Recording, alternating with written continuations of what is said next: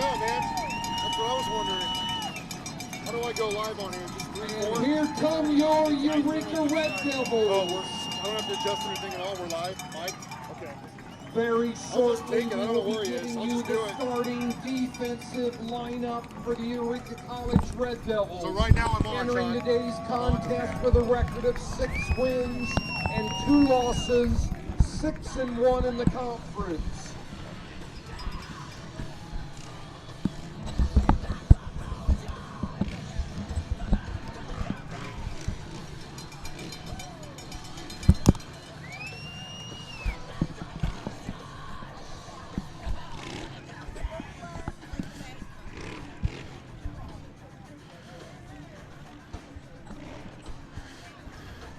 Welcome to the live broadcast of today's game.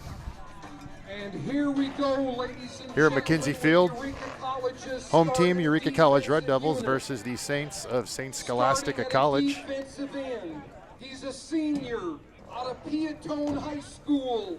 Starting lineups are being announced right now. Receiver. Also at a defensive end, number 98, a senior out of Limestone High School, Ray Dougal. At a defensive tackle, Huge number game today for both 65, teams. a Eureka senior College out of Princeton, Illinois, looking to make number or at least make an 65, attempt Matt to make the postseason for the Gibson. first time since 1994. This is an absolute must-win game today for them. To get there, they will have another game next week at Martin Luther College. However, today's matchup is between the top 2 teams in the UMAC. At linebacker number 43, a senior, a former Washington Panther, Chris Eureka College comes in Friend. riding a 6-game win streak. At linebacker number 52, a senior out of Silverado, Nevada. After losing their first 2. Brown. Week 1 loss to Knox here, 28-21, then fell at Northwestern Minnesota in 1913. Have since won 6 straight, including a big win last week at McMurray, 37-20. McMurray was previously undefeated. A senior out of Hall Township High School, Colin Imony. Back home today against the St. Scholastica Saints. Number 14, a sophomore St. Scholastica lost their Week 1. High School, Trayvon Moore. Week 1 matchup, 98-0 at number 10 St. John's. Since then has gone on a 7-game win streak. They are 7-1, 7-0 in the UMAC coming off a 49-21 win at Crown last week.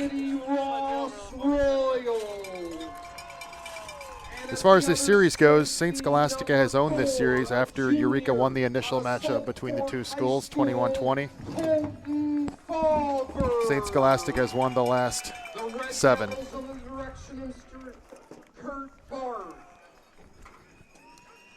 Very shortly, we will be having the coin toss, and we will give you the results. So I'm Jason Zimmerman, joined now by Nate Schertz. We'll be calling the game for you today.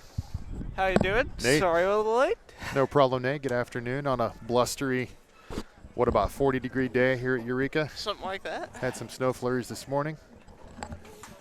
Feels like football weather. I just did some background stuff on the series, the records of the 2 teams, Nate. It's a big game today. Yep, it is.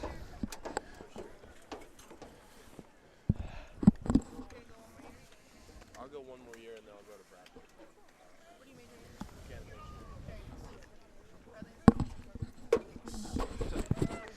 Very shortly, we will be seeing the Eureka walking to the midfield stripe. I think one of the main themes today is going to be, can St. Scholastica contain the running game? Anthony Reasonover has just had an historic year. In fact, he is about 100 yards short of becoming the all-time leading rusher here at Eureka. He has a career rushing total of 3,201 yards. And he's only a junior. Last week at undefeated McMurray, Anthony carried 42 times for 274 yards. That performance was the highest individual total since Brett Deich ran for 286. That was in 1985. I won't tell you too much, Nate. I was in grade school back then, if that Hey. tells you anything. I didn't ask. You didn't ask. So the point, this has been a run-heavy Eureka offense the last several weeks. Anthony Reasonover has been virtually unstoppable. So that's why I think that's one of the themes here today. Yes. And then, of course, we're looking at one of the best defenses in the nation in Eureka. Number 7. Thank you. Number 7, total defense, Nate? Yes, sir.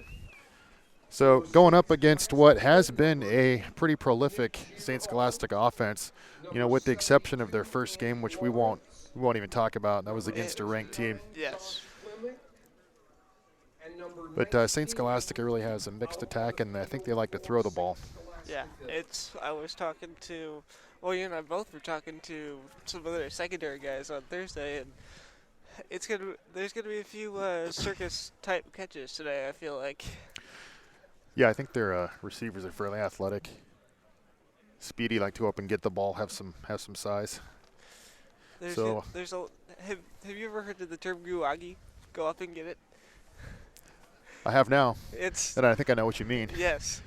There's a Throw it up for the big man. go up and get it. So, isn't that number 4 for them? Number 4 was I think it's Aaron Olson. Aaron Olson, yes, sir. The junior is the guy that was getting some talk this week. Yeah. 6'3", 194-pound junior. I think in addition to containing him, obviously the size of Eureka up front, can they control the line and put pressure on the St. Scholastica quarterback? It's going to be key. So we're looking at, again, like we said, Nate, you said it, the number 7 defense in the country here. That's been our bread and butter. But this year for Eureka, the difference also has been the offense. Yeah. They're able to score points. We did it last week. We've been scoring 40-plus a game before that. Yeah. So this is an exciting test of styles here. It is. I would also brave to say that our receiving core has been vastly underrated because we haven't seen it. Yeah, we do have some talented receivers. And we do have. We're going to go to the national anthem. We'll pause our intro. And we are ready at this time for our national anthem. Thank you.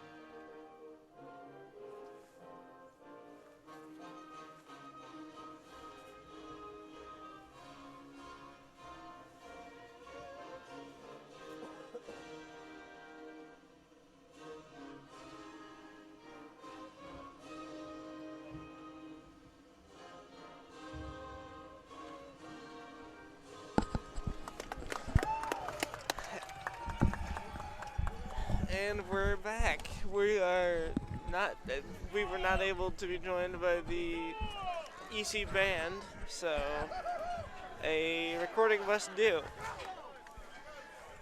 Well, after 8 weeks of preparation, this is what we've all been waiting for. So. Yeah, Nate, I mean, I don't think we can overstate how big of a game this is. I mean, this is a senior-dominated group for the Red Devils.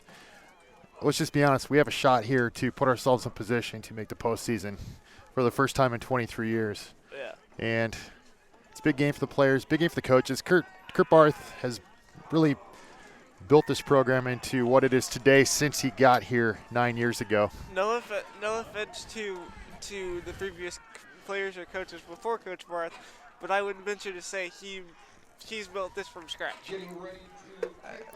I mean, he built the culture. He brought in his guys. This is the culmination. Yeah, I mean, this team has and the program has Coach Barr's stamp all over it for sure, and that's a good thing. So we are ready for kickoff. I think an underrated thing to watch in this game too is Tanner Kenny. I saw on Twitter, thank you social media, he hit a 55-yarder in practice this week. So he does have the leg if it comes down to it. So Yeah, Tanner's had a great year. Yeah, and in a close game that you never know. Kicking could come into play today. and a swim, little muff. Can they get the wedge? And that goes out about 35-ish yard line. 23 Christian Rund on the return for St. Scholastica, picks up a few yards. And the Saints will begin to operate from the 35-yard line.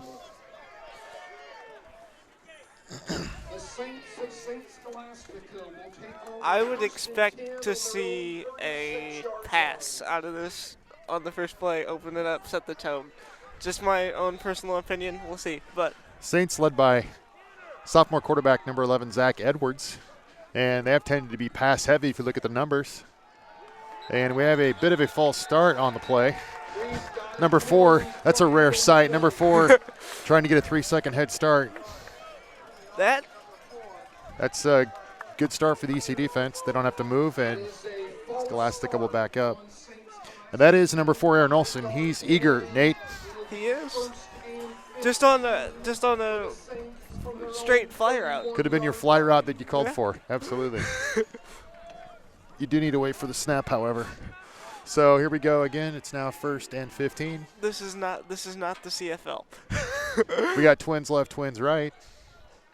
4 receiver set, snap. Oh, and Edwards will be dropped. No, he won't. Oh, Get the ball off. Nice release. Number 8 with the reception, Nick Genhoff. I did not see that at all. Looked like Vogel had him by the legs, and Edwards was able to get the ball out. So that just speaks to the tackling form today. Tackle high, don't tackle low. Well, form tackle comes into play. Let me rephrase that. And here we go. Edwards rolls and pitches. And number 9 able to get the corner and pick up about 12 yards. That's Ben Boothie, the junior out of New Prague, Minnesota. About a 12-yard gain on the play.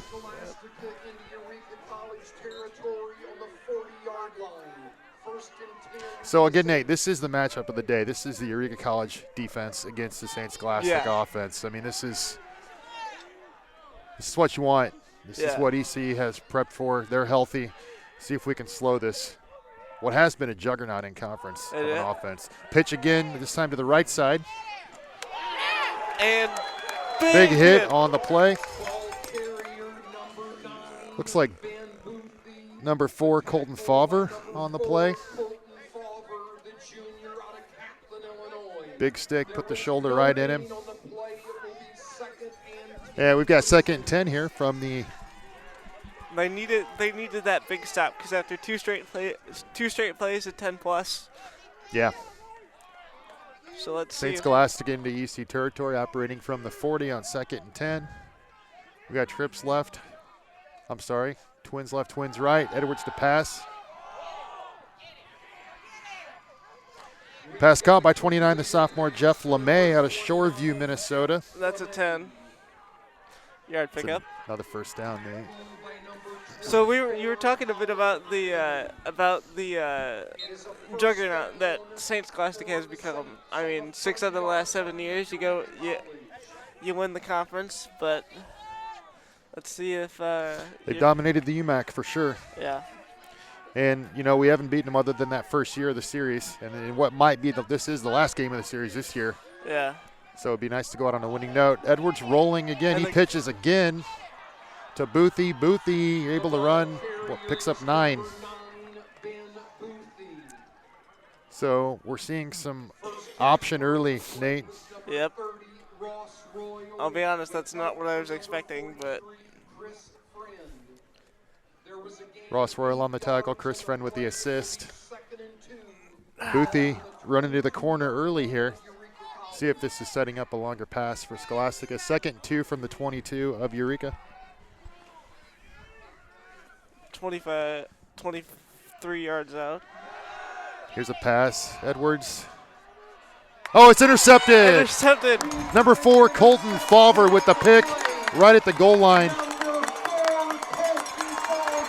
That? Aaron Olson simply did not look back for the ball. Looked like a back shoulder throw, and Fauver turned. Olson did not. Back shoulder throw. Led him a little too much. That's what you needed because. That's a big play. That's a great way to start. So now we can see if Anthony Reasonover can.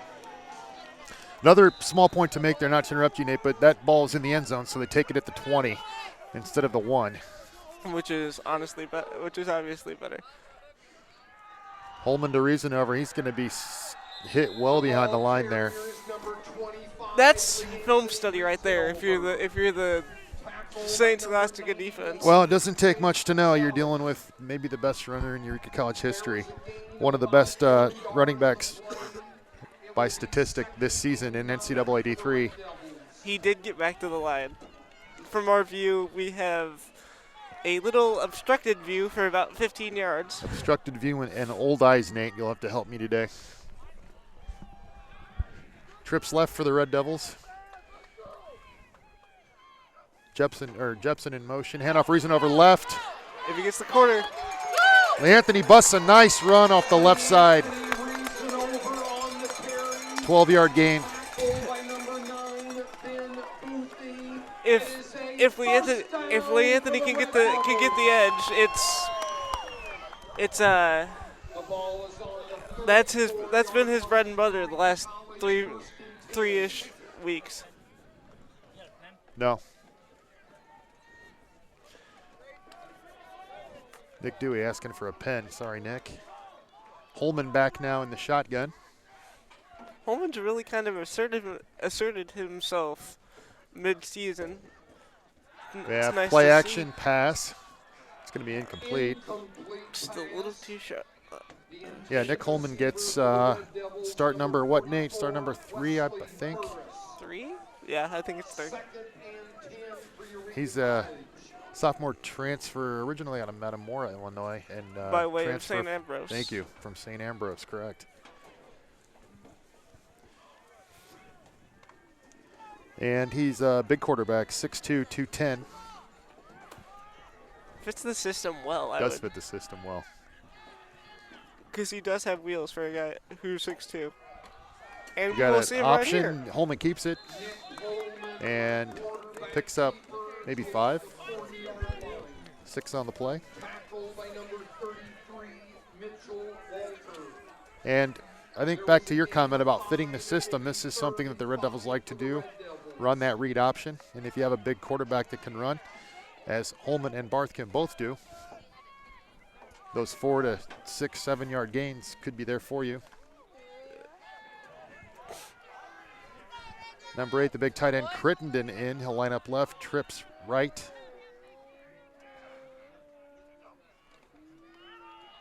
Reasonover run up the middle. Nice tough run. First down. Second level.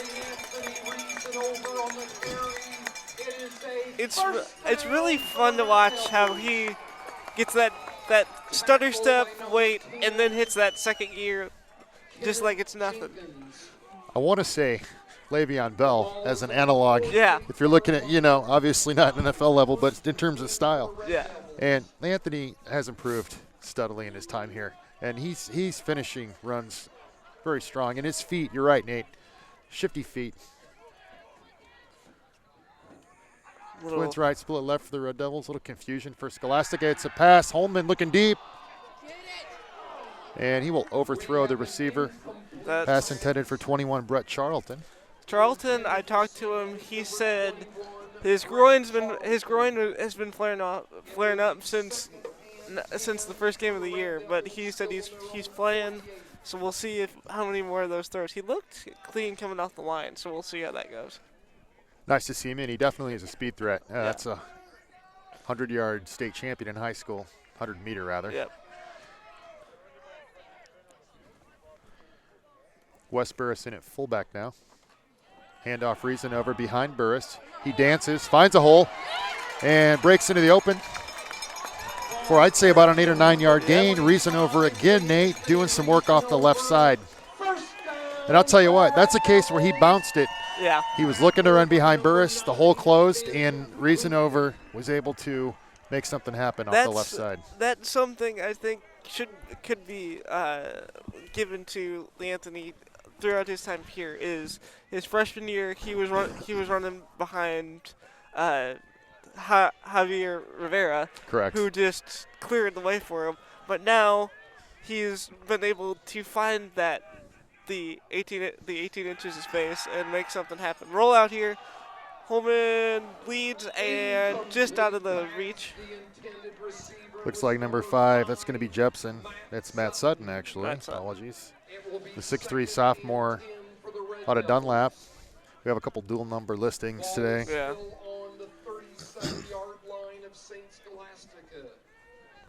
So we are 2nd and 10 now from the 37 of St. Scholastica.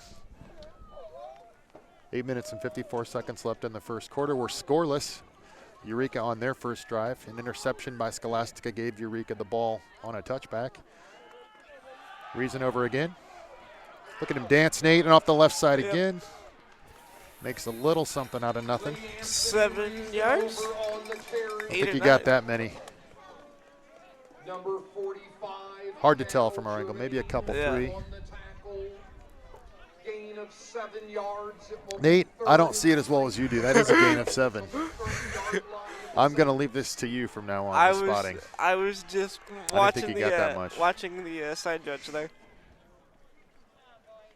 Because I could honestly not see where the ball was at, so I just went across the field. Anyhow, 3rd and 3 now. Again, behind a fullback, Burris. Twins right, split left. Holman shotgun. Give to Reason over again. Straight up the middle. And he's got it plus. Looks like he's got, yep.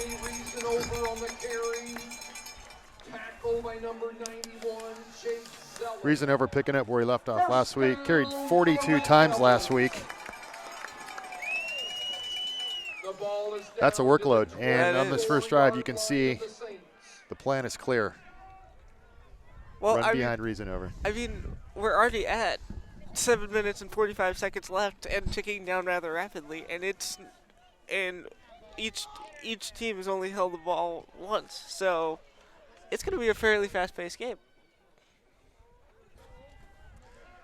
This is Rondinelli. He dances right, turns it upfield, picks up how many, Nate? I don't know, 4 or 5. I'm 3. going to call it. I'm going to wait for Gertis. It's a smart move. Legendary Craig Gertis in the booth. 5. It's 2nd and 5 for the Red Devils on the 19-yard line of the Saints. So from the 19, 2nd and 5. Really a spot where you can do anything in the playbook, but I think it's clear. But you never know. Some flag somewhere. Whistle on a flag. It will be a false start on the Red Devils. False start, backs him up.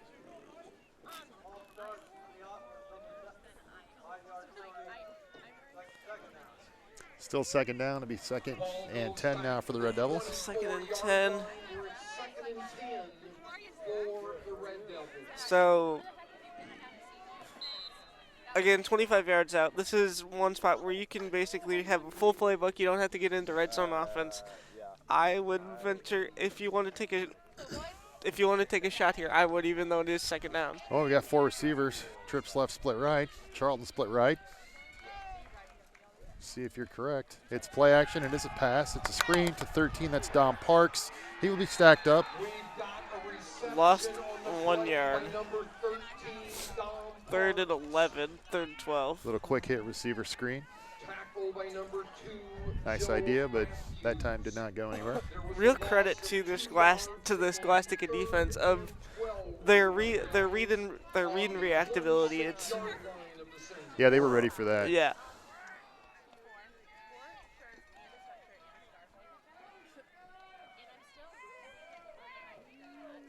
So Twins right, twins left. Reason over yet again in the backfield. Holman will throw over the middle. And it is caught. Oh, dropped. It's picked. it's picked. Boy, that's a nice play. That was a nice Looked like one. it went, to me, it looked like it went through the hands of Don Parks. Yeah. Pass intercepted by number 9, Donovan Blatz, 6-foot junior out of Shoreview, Minnesota.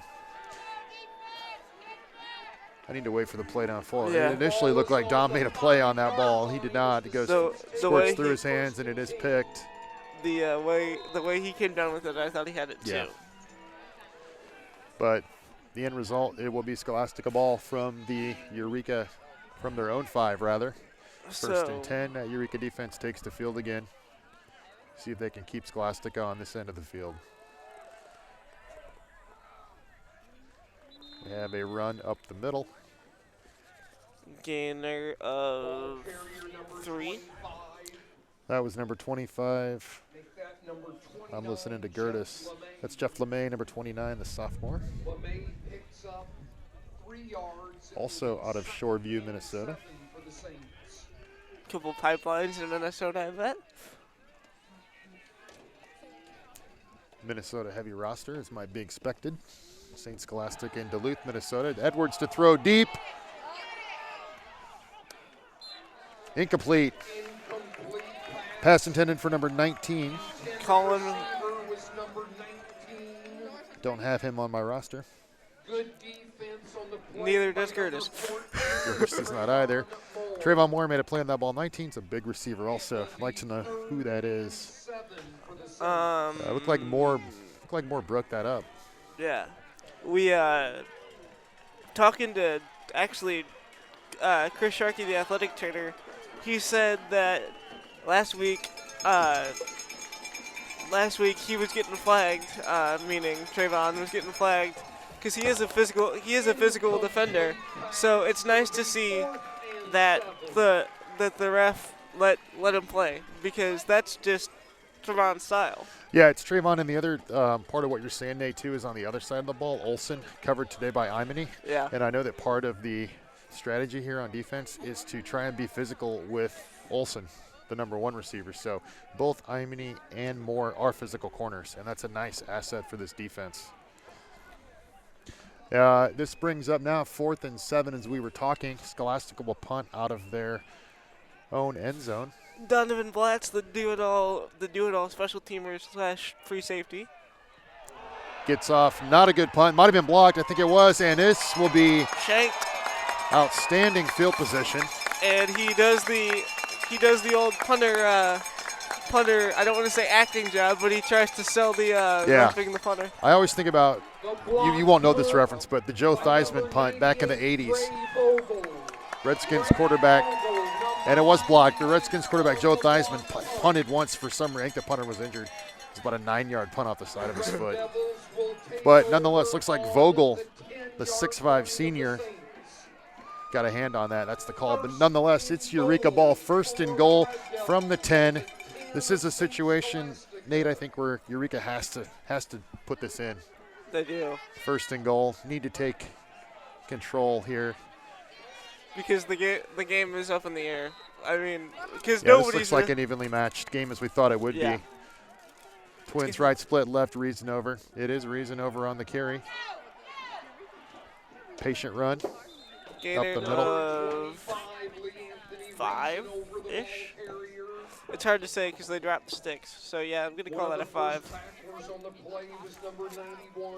I'm quickly learning my lesson not to call the yardage. I'm gonna let you call the yardage. Or I will let Mr. Gertis call the yardage. Yeah. So we're 1st and goal from the 8.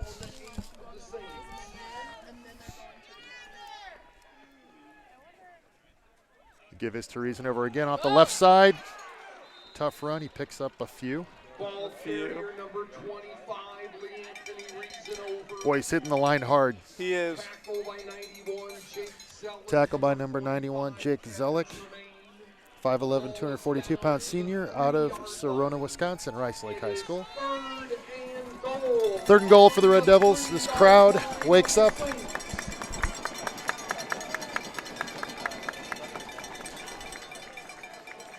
Nothing fancy here. Twins right, split left. It's Reason over again in the backfield. Reason over off the left side. Drops his shoulder. He's in. It's a touchdown. Eureka College. Leanthony Reason over. Just kept trying to find that hole and does. I don't know who the defender was. You saw it on YouTube. Reason over just dropped his shoulder and walked into the end zone. Huge score for the Red Devils. Big time tone setter right there. Somebody with the good old air horn. It is. Eureka College taking the lead early here.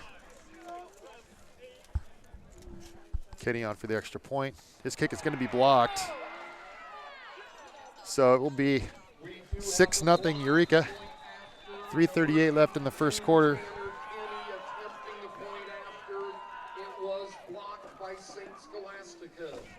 Nonetheless, Mark Pasteur saying hello. Eureka College CFO.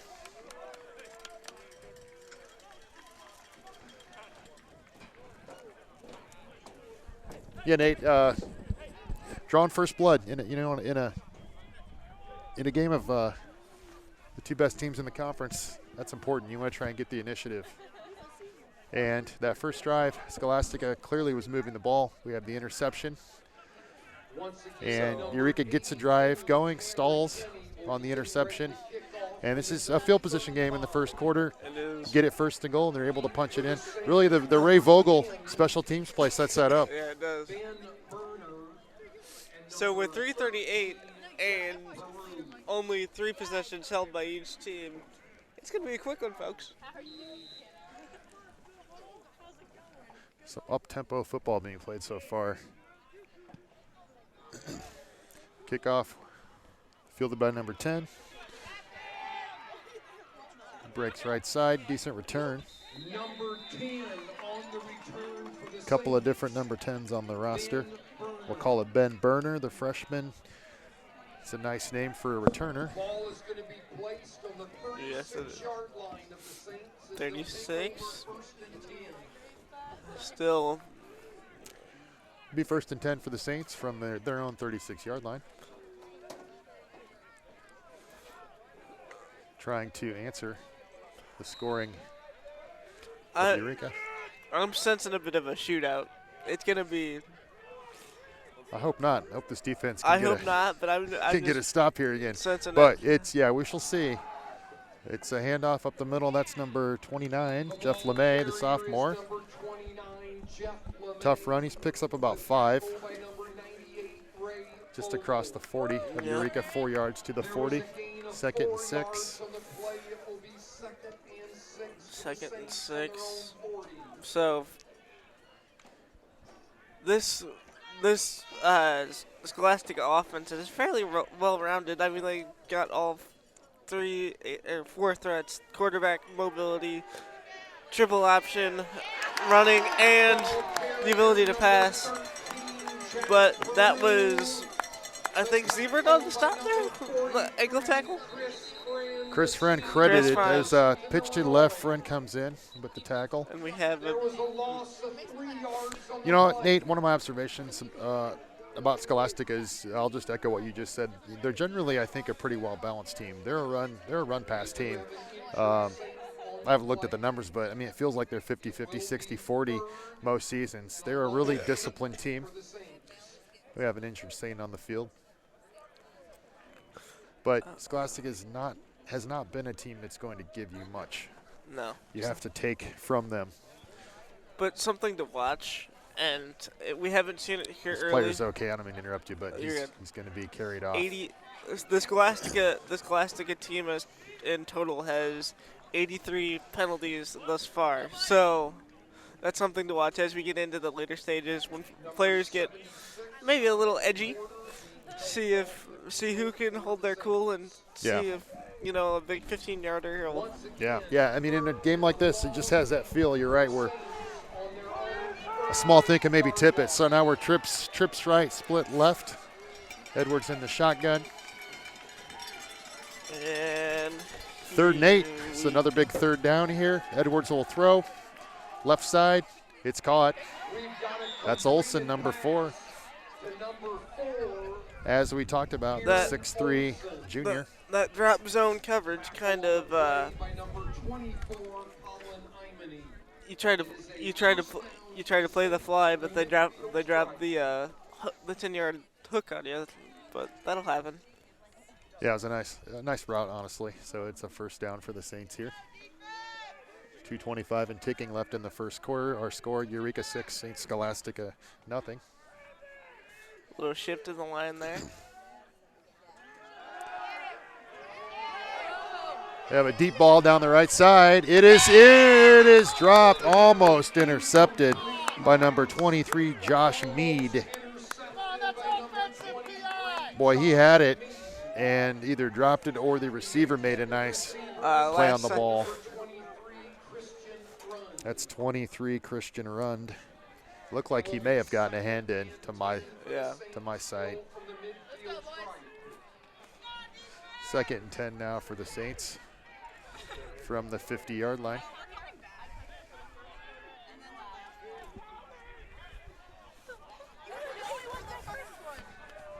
So Handoff. stacked up almost immediately. 13, Jack Peru, 5'7" senior, out of Phoenix, Arizona.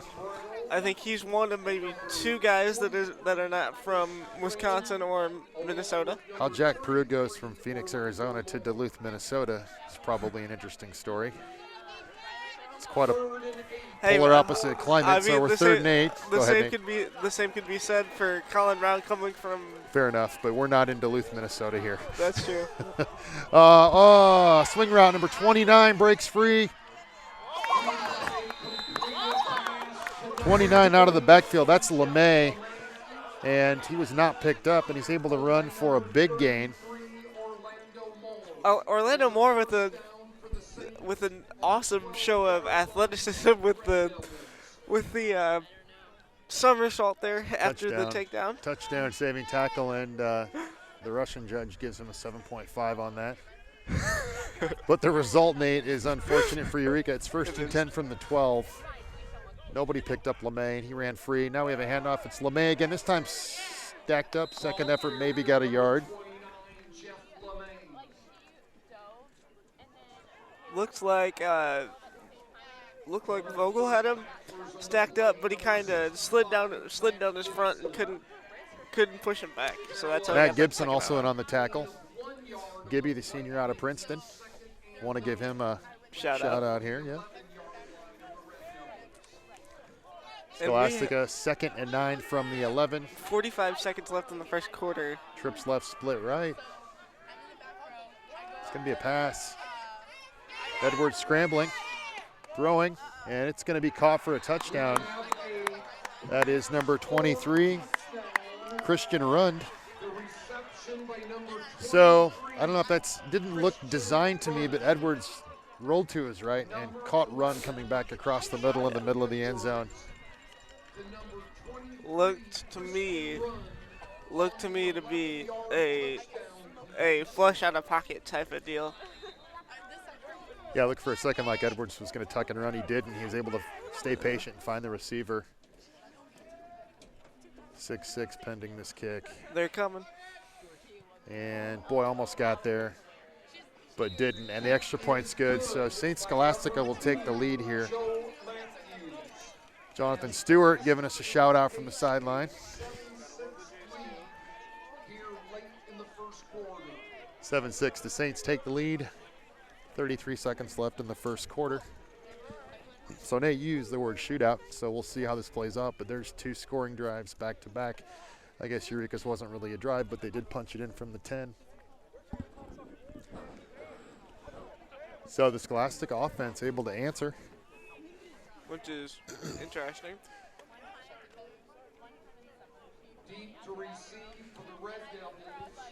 Rondinelli and Kuzi back to take the kickoff if it's kicked deep. I'm not kicking to Rondinelli. And I'm not if kicking I'm a Saints Josh kicker. I wouldn't kick to Kuzi either, but 2 fast returners for the Red Devils. QC's kind of been an unspoken. He's had 2 or 3 big 15-plus yard pass catches, and in the track department, shameless plug, he's the anchor in the 4x4 when we have one. Yeah, there's some speed back there, but they will kick. Yeah, they'll come up short. It'll be Meade on the return. And he will bring it out to just across the Red Devil 30-yard line. Nick Holman will bring the Red Devils offense back out onto the field, trailing the Saints 7-6. Probably the last play of the quarter with 30 seconds left. I mean, you could.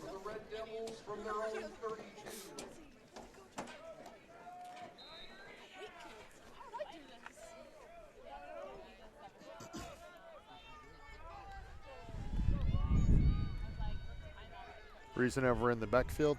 Fullback set here. Burris, reason over behind Burris. He will be stopped for no gain. Look like number 8 for the Saints, Nick Jerhoff, making a nice play on the ball, able to slice in. There was a gain of 1 yard on the play for Lee Anthony. It'll be 2nd and 9 for the Red Devils. And Nate, you're right. We will play out the first quarter. On the clock. And that's going to be the end of the first quarter. Any thoughts about what we saw in the first quarter? And just what you thought you'd see. I mean, there's nothing that I didn't think I wouldn't see. I mean. Yeah. Yeah, I agree. So we have a couple of competent offenses. And a couple of. Competent teams in general, Yeah, but the offense teams. able to get worked on both sides. The Anthony Reasonover leading the Eureka charge, and again that mixed attack from the Saints. The running back LeMay had a nice play on the screen. Edwards looks like a capable quarterback. We knew he was, and then Olsen also made a big catch on that drive along the sideline. So Scholastica has weapons. Yeah. This Eureka College defense is going to be tested today, like they probably haven't been all year. I mean, the only close one would be Knox, but. I mean, this defense has answered every call, so I'm not Yeah. saying they haven't been tested, but this is a quality offense they're facing. But right now, the Eureka offense is on the field, testing the Scholastica defense. We have twins right. Split left, behind again a fullback, Reasonover again. He will bounce it to the outside. Fancy footwork. Gainer of 5, 7. Gets out to the 39, so he picks up about 6 or 7 on the play. You're right, Nate. 45, Jermaine. And Singer, the junior, on the tackle for the Saints. This will be 3rd and 3 for the Red Devils from the 39 of Eureka. Just into the second quarter here at McKenzie Field.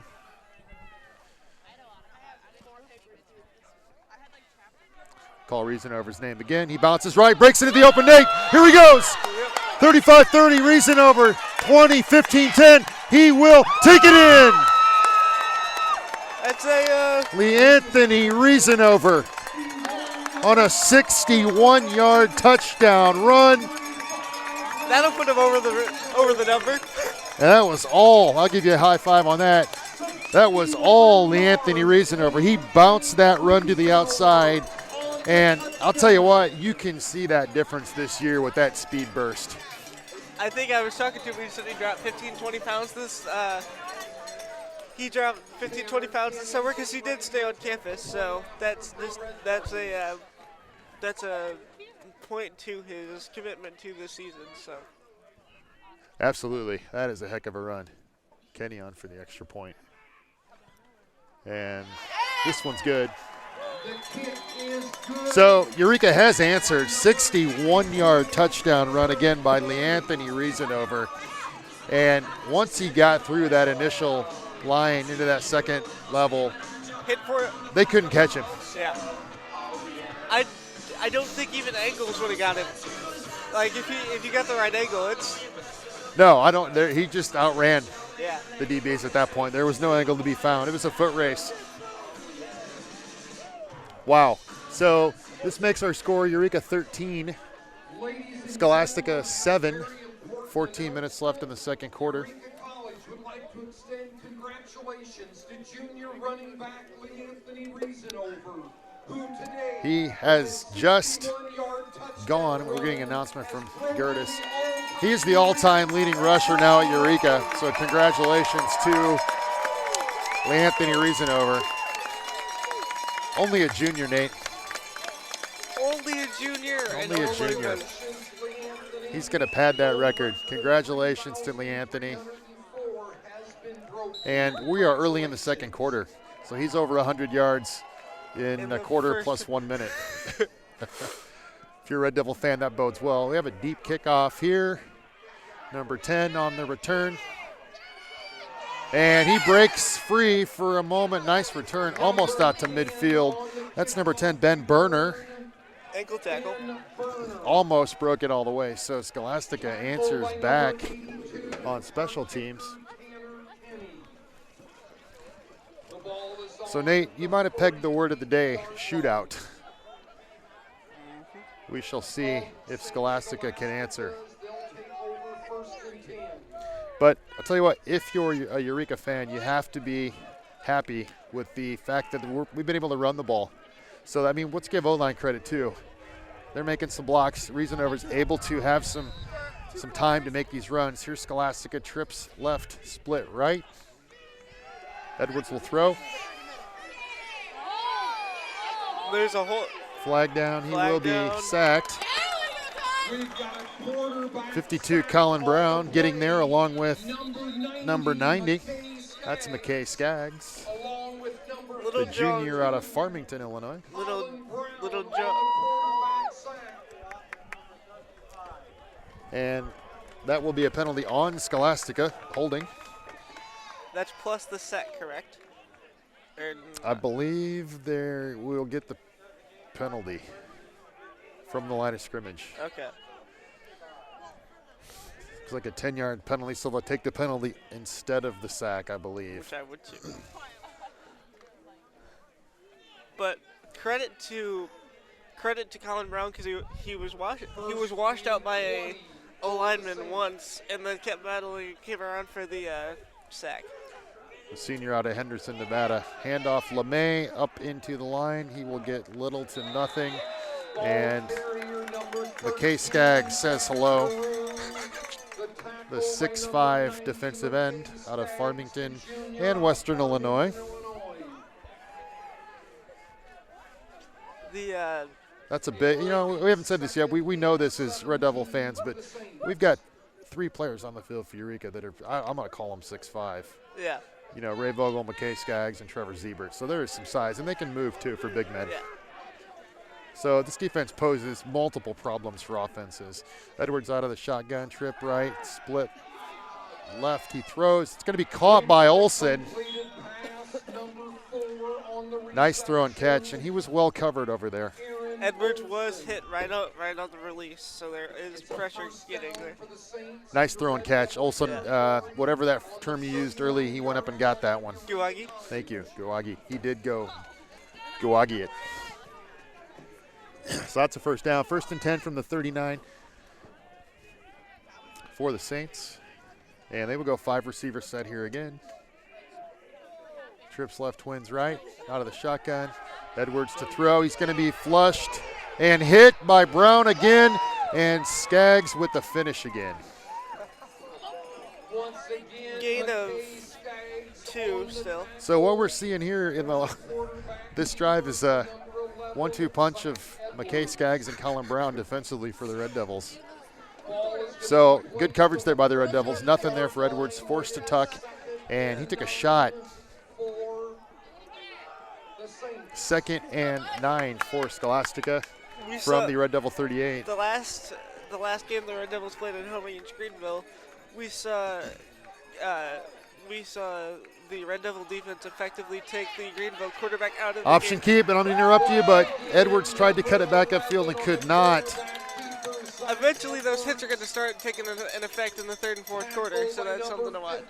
Yeah, Edwards has taken some shots the last two plays. Let's give a call out to Brian Bunkowski on that one, the sophomore out of Chicago Kennedy High School with the tackle for the Red Devils. And this will bring up 3rd and 9, 3rd and 8, 3rd and 9 for Scholastica. Another big defensive play here for Eureka. I would not be surprised to see Aaron Olson double covered on this. Olson is split right. We have trip receivers to the left. Looks like a big tight end. And it's going to go to Olson, and nice play. Good defensive play. That's Trayvon Moore. They left Trayvon single coverage, so that's just a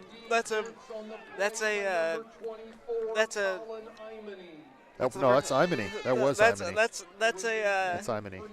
That's a tribute to Imany and how much this defensive coaching staff trusts him. So we had talked about it, and I brought that point up earlier, Imany on Olson, and that held there. I thought that was more, but it is Collins, so you can see the physicality there matching Olson.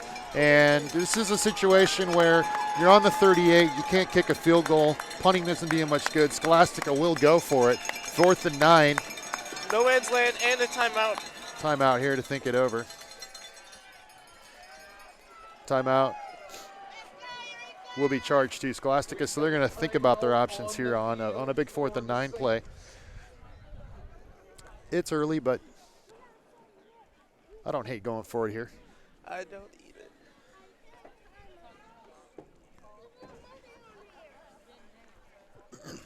So if you're just joining us, cold day here at McKenzie Field.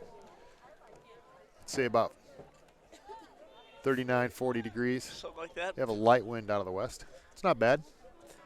Good football weather. But since we're used to 70s and 80s, Fair it's point. about like 20. Our first game was about 85 degrees here. Gray skies, but excitement on the field. It's a huge game today between these two teams. And just to update the score, it's Eureka 13, St. Scholastica 7. We're in the second quarter with 11:17 left to play. Scholastica with a big 4th and 9 from the Eureka 38.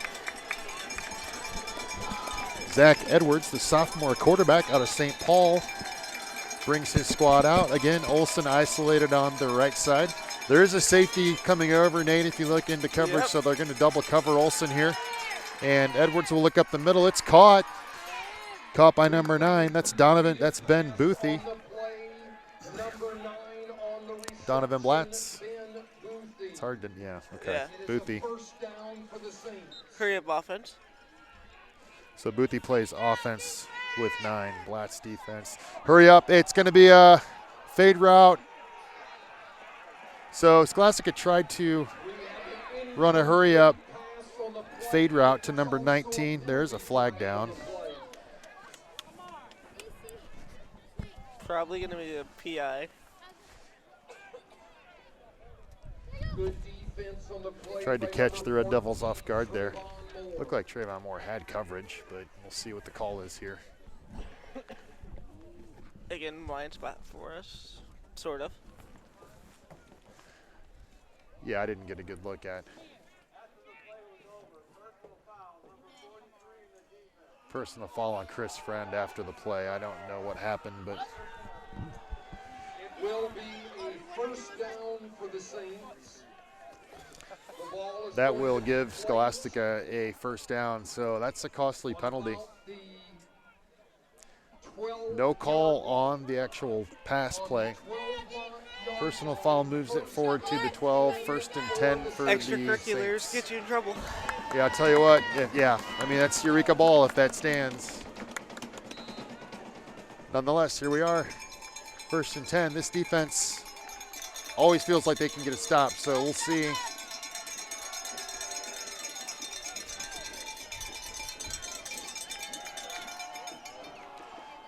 Corner route again, and this is going That's to a be touchdown. caught. on the play.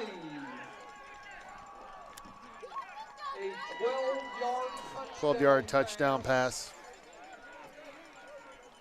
to number 19, and I don't know who number 19 is. Not on the roster, but I wonder if somebody forgot their jersey or something. yeah, I don't know. whoever it is 6 points Scholastica, and this is a tie ball game pending the extra point here. So they ran the same play. They ran right back at Trayvon Moore to the left side. Fade route to the corner, and it's a jump ball. Number 19 went up and got it. Extra point, almost blocked again, but it will be good through the uprights. And that gives St. Scholastica the 14-13 lead here in the second quarter, 10:57 remaining. So I'm gonna just pose something for you. If you're Eureka, you get the ball right here halfway through. 7-minute drive plus you get the ball in the second half. If I'm Coach Barth, I'm completely comfortable with where I'm at right now, because yeah, I agree. I mean, this is a back and forth game. I think Coach Barth is comfortable that he has Anthony Reason over on the field. Yeah. As you say, you know, when you're able to run the ball that methodically. In a sense, you're controlling tempo. I mean, Scholastic has just shown they can move the ball quickly. And honestly, that's the difference this year. One of the big differences for Eureka, the offense is a bit more potent, and they're able to sustain those drives. It takes a little bit of pressure off the defense. Scholastica to kick off. Rondinelli and Kuzi, as we talked about. There's some speed at returner. Have not had a chance to return the ball yet, and they won't again. It's a short kick. Josh Mead with his second return. We have a clear face mask here on this side that was not called. I don't know why. I'm just going to say it. Rhett Rondinelli pulled down by his face mask. No call, but Mead will bring it out to the 35. The ball will be on the 36-yard line of the Red Devils. 1st and 10 for the Red Devils. So first down. I don't know if you saw that, Nate. I'm usually not one to point things like that out, but Rondinelli was dragged about 10 yards by his helmet, and there was no call, but spilt milk. 1st and 10, Eureka trying to get another drive going. I'm guessing Reason over here. I'm guessing so too.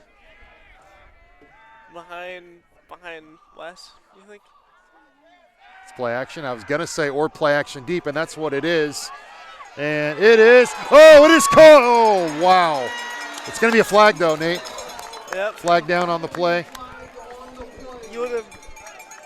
Looked like Caleb Favre, the freshman, almost made a circus catch. Boy, he had it. Flag on the play.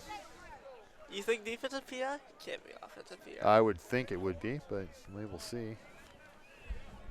I mean, that looked like a clean play to me. I didn't see anything either way.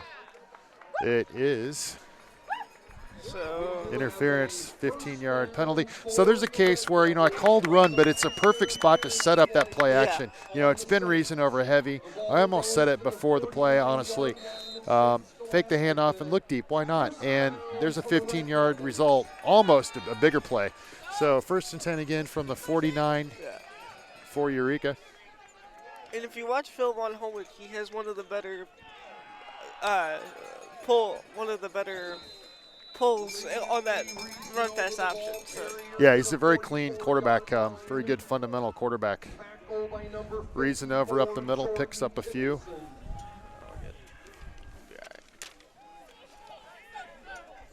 There was a gain of 5 yards. It will be 2nd and 5 for the Red Devils.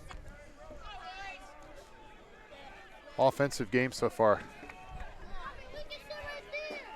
Twins right behind a fullback for Eureka. Wes Burris, Reason over the halfback. He will take the ball up the middle, and he won't go very far.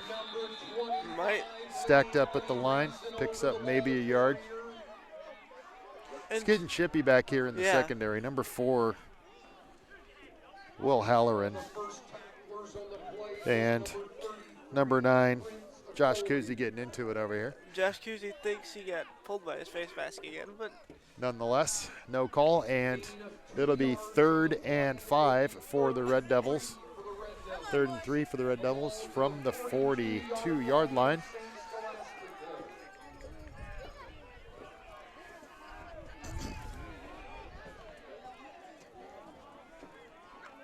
Mike Menard and Drayton Purvis checking in at receiver. They'll split right. First time we've called Matt right names Sutton, the today. 6'3 sophomore, will split left. Fullback Burris, halfback Riesenover. Scholastica adjusts. Riesenover bounces right and finds a hole. Tough run. He will pick up a first down. Anthony Riesenover, Nate, today has been a load. He's found that groove.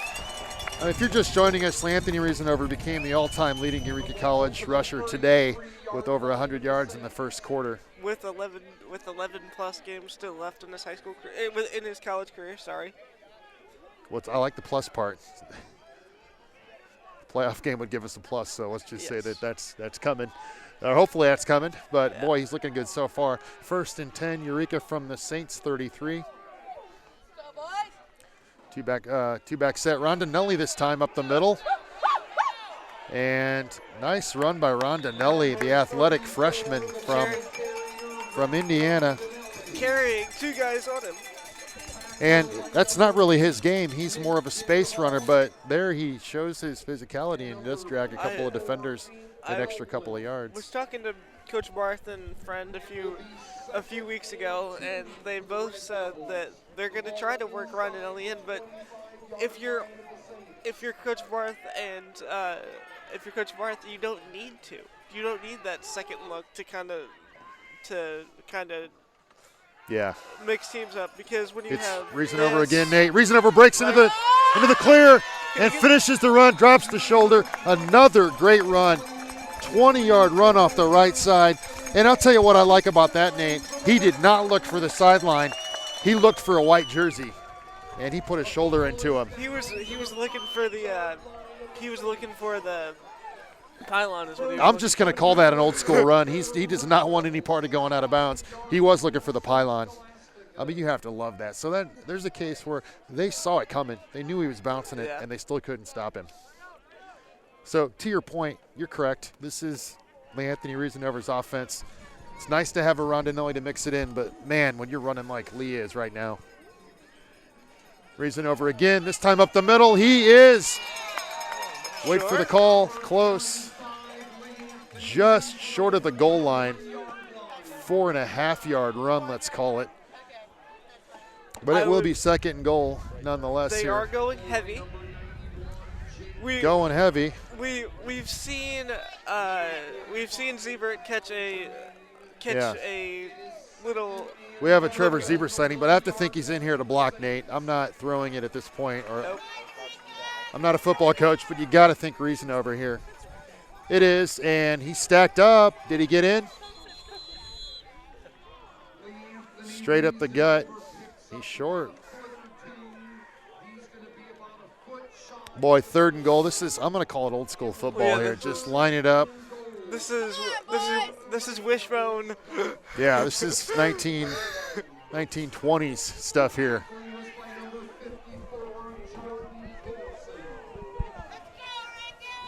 Purvis bringing in the play. We're going to stay heavy with Zebra on the field. Riesenover in the backfield behind the fullback Burris. Sutton split right. And it's going to be a keeper. Holman, he will take it in. Eureka, touchdown. That's Nick Holman on the half-yard keeper. And Eureka retakes the lead. And as Nate Schertz called it, a shootout here early.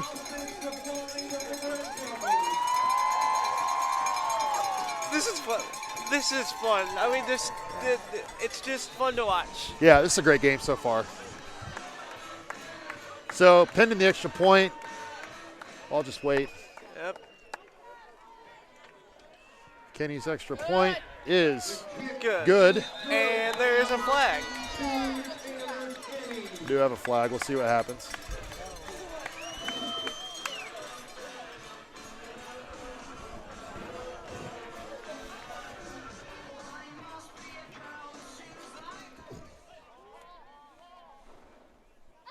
Going to be on the Red Devils, so they will replay the extra point. However, Before the extra point, Eureka has retaken the lead 20-14 here in the second quarter. We have 6:32 to play. Our score, Eureka 20, St. Scholastica 14. Tanner Kenny will retry the extra point.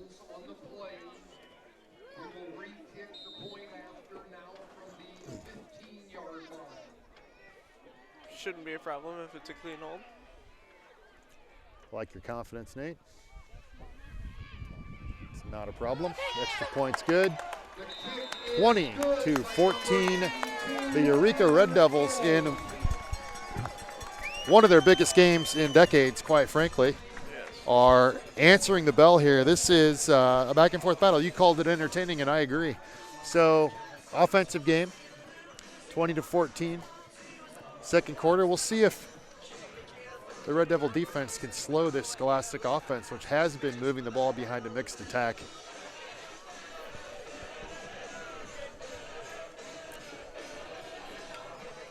Little Chelsea Dagger in the background. The Red Devil touchdown song. God, I love it. Deep to receive the kickoff for the Saints. Number 10, Ben Burner. That was honestly one of the quicker drives in the last couple of games. Because if you look at the time of possession, we're number 4 in time of possession, 4 or 5 in time of possession in all of D3. So. Yeah, which speaks to that running attack, but you're right. We're hitting quick, so we're able to move the ball. Squib kick, short return, 23. Number 23 on the return. We'll take it out to close to the 40-yard line, where the Saints will take over. The adrenaline and the hype on this sideline is. This Eureka team's fired up. That's a good observation. And they should be. I mean, they're playing for the conference lead here. They're last year in the UMAC. I mean, let's set the stage here. Last year in the UMAC, you win this game. You have Martin Luther next week. It's not a gimme, but you're playing for the possibility of a postseason for the first time in 23 years. But we're a long way from that being a reality right now as this defense lines up to take on the Scholastic offense. Edwards shotgun, he's throwing. Screen, oh, and it was sniffed out. Chris Friend sniffed that out from the get-go. It should be noted that their offensive line, all they're doing now is cutting that defensive line. Well, I'll tell you what, when you have Chris Friend back there, you can cut all you want. You're not going to get a lot out of that screen when he knows it's coming because he gets there in a hurry.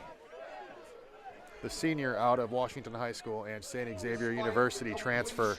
And I'm going to say one of the better linebackers we've ever had here. Yes. 2nd and 17 for the Saints from their own 31. Edwards shotgun, trips left, split right. Edwards will throw again now. Over the middle, this is incomplete. Intended for mystery receiver number 19. We'll try to figure that out because that's bugging me a little bit. It's an 18 and a 20, and I want to call it either way because I'm just not sure. Yeah. Probably one of those two gentlemen. Hunter We have the Thompson, name there Hunter it is. Thompson. Another interesting. Not Hunter S. Thompson. You don't get that reference, Nate. It's okay. I do. 60s writer. Yeah. I'll let that go. Yeah, As Scholastica lines up 3rd and 16. Edwards to pass again, and he's Flushed scrambling. out. Flush throws. Oh, it's tipped and picked. There's a flag, though. I think he might have been grabbed before that. I think that's coming back. We'll see, though. Hopefully it's holding. Tipped and picked. There might have been hands on jersey just before the ball got there.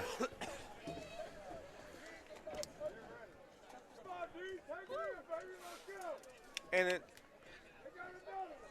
I think that Scholastica sideline is John is. It is interference, Nate. Yeah. Finish your thought on that.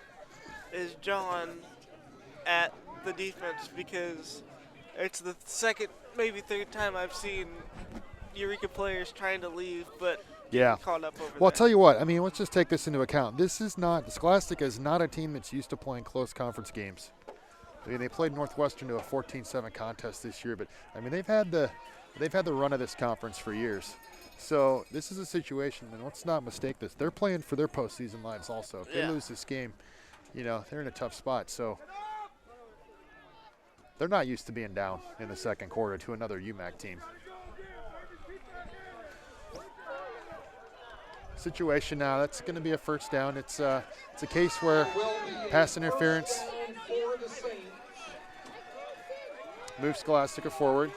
So the situation now becomes 1st and 10 from the 38. So From the 48 of Scholastica right at midfield. Our score, Eureka 20, Scholastica 14. Edwards back shotgun. Twins right, split left. It's going to be a handoff. Up the middle, nowhere to go. Chris Friend again. Helmet comes off on the tackle. he had Jack Peru hit by Chris Friend. Chris. Do you remember the Knox game 2 years ago that was here? He was popping. Chris Friend was popping helmets on just for the fun of it. It's Chris Friend is a mild-mannered chap off the field, but on the field, not so much. 1st and 10, 2nd and 10 from the 48. Yeah. And Here we go. Scholastic has gone back to the pass here with the exception of that last play. This defense is fired up.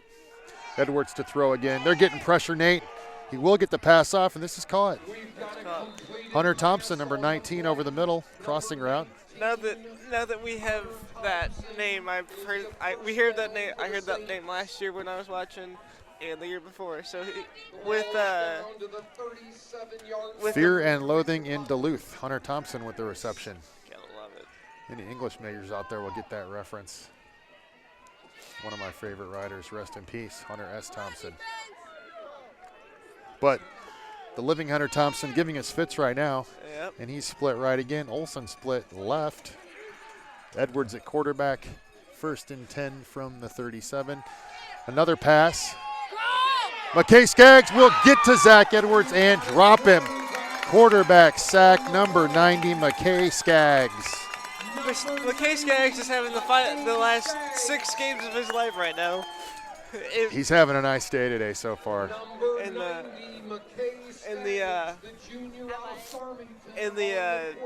what is it? Last 4 games, he's had 3 fumble recoveries, something like that. Is that right? McKay Skaggs, 6'5", 260, and moves well. You saw it there. He beat the O lineman and just got to the quarterback. It's 2nd and 17 now for the Saints. Edwards on the screen to Peru. Vogel in pursuit, and a slew of Red Devils are there to make the play. Vogel had just a handful of face mask for a second, but there's no flag, so we'll pretend we didn't see it. Alex Lamont gets there, the freshman. 3rd and 17, 3rd but and 17. I'm not comfortable quite yet. And Alex Lamont on the tackle there. He's also a 6'4", 6'5" kid, a freshman. Trips right, Twins left. Big play here. 3rd and 19. Edwards to throw. He is going to be hit from behind, and Skaggs finishes it. Siebert and Vogel and Skaggs. Beautiful pressure up front. Skaggs again with the sack, Nate. Lots of pressure from Eureka. And I'll tell you what, Scholastica back on their heels here. 4th and 19 now. I don't want to be unprofessional here, but kind of a 4th and good field look here. Well, they're punting, and I'll tell you what, this Eureka defense has come alive. They dominated that series. Yeah. Which we knew they had the ability to, and it almost gets Trayvon Moore back to return. He will not get a return here. It'll be Nice punt from the Saints, and this will be down at about the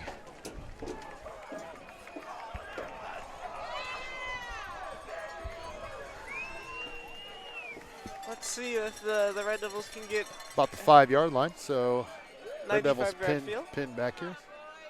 But Well, the point that I was getting to, Alex Lamont, the freshman out of Leroy, they're high on him for the future. He's a 6'4", 6'5" kid, about 230. So when you put him on the field right now, you have 4 Eureka College defenders that are 6'4", 6'5". They're all 230 plus. That's a lot of beef. yeah, With movement. So Holman leads the Red Devil offense onto the field. Goes to, no surprise, Reasonover. He bounces left, finds some space, and picks up 8 on the play.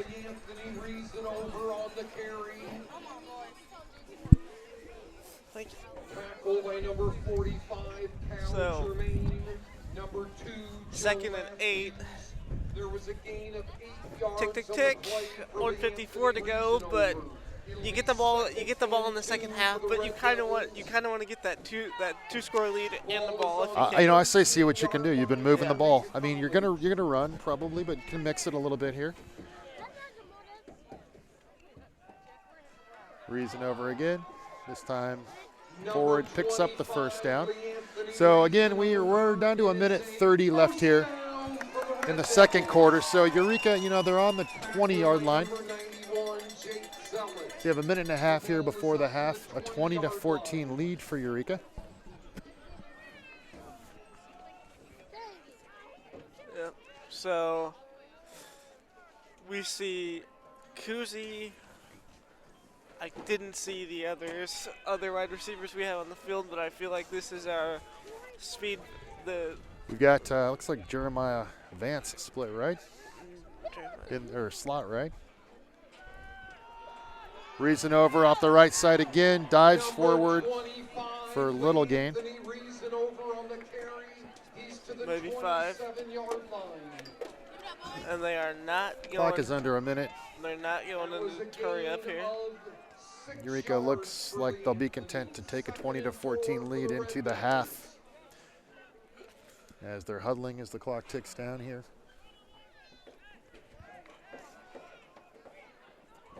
Although Charlton split right. We're going to try and sneak one in here. Why not? I mean, I say why not, but Reasonover with the run. However, he'll be stacked up. And number 25, Lee Anthony Reasonover, the ball carrier. Scholastica takes a timeout. First down, clock stops to reset the chains. Maybe not. I thought 19 seconds. Tackle by number 91. 15 seconds. Clock will start. Eureka will head in to the Reagan Center to warm up. A bit. We will take a brief break because we'll take some time and go over what's at stake, go over conference scores if we can. Even I don't know if there are any conference I think they're games late going. starts. Yeah, We'll look, yeah. So I don't know what we have there, but we will. if you're just joining us, I don't know why you would be just joining us, but if you are, at the half, it's Eureka College 20, St. Scholastica 14. We'll be back in a few minutes and we to have recap. senior day right here, so our seniors we'll go over that. There are many of them. Many of them, so we're not going to take that time. But we will return in about 15, 20-14 from McKenzie Field. See you later.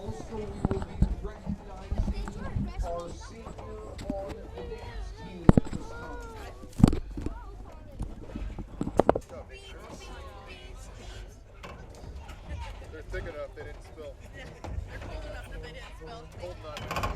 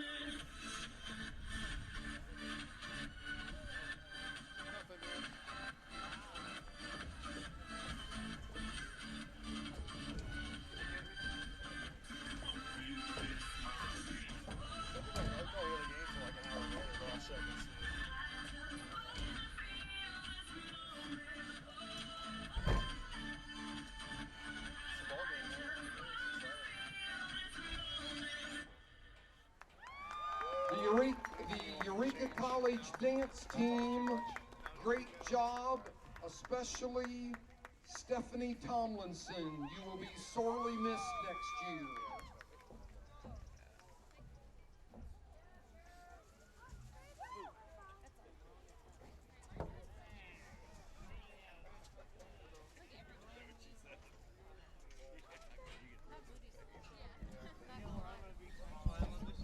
Basketball in full swing now. Junior high is in full swing. Jack's team is. But basketball practice starts tomorrow. Anna. See you on the post. Add him up. Yep. Sorry.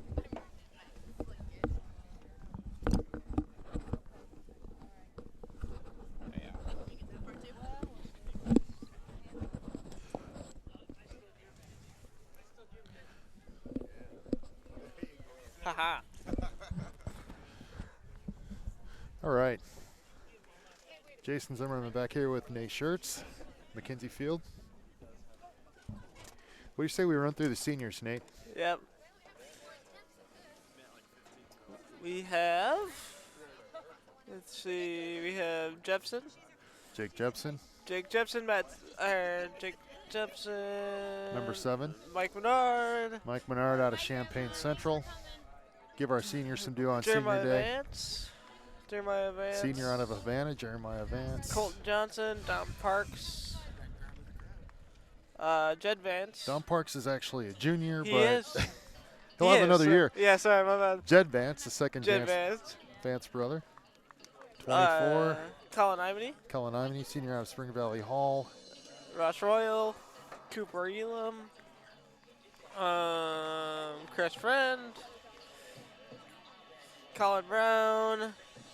Jake Price. Jake Price out of Stark County O-line. And then this is a 2-page roster, folks. Matt Gibson. Matt Gibson out of Princeton. Michael Slingsby. Mike Slingsby, one of my favorites. I love them all, but out of Granville, played for St. Bede. Gonna miss him. Straight out of Granville. Big Joe Joe Scott Scott. out of Flint Hill, Missouri. Joe Scott. Tyler Wildrick. 83, Trevor Zebert. Trevor Zebert. McKay Skaggs. And finally, Ray Vogel, Ray my Vogel. big brother. One note, Nate Skaggs is a junior. He'll be He back is. next year. Yeah, we'll take McKay another year. We will. So those are the Eureka College seniors. Just wanted to give them a shout out. This is their last home game, probably.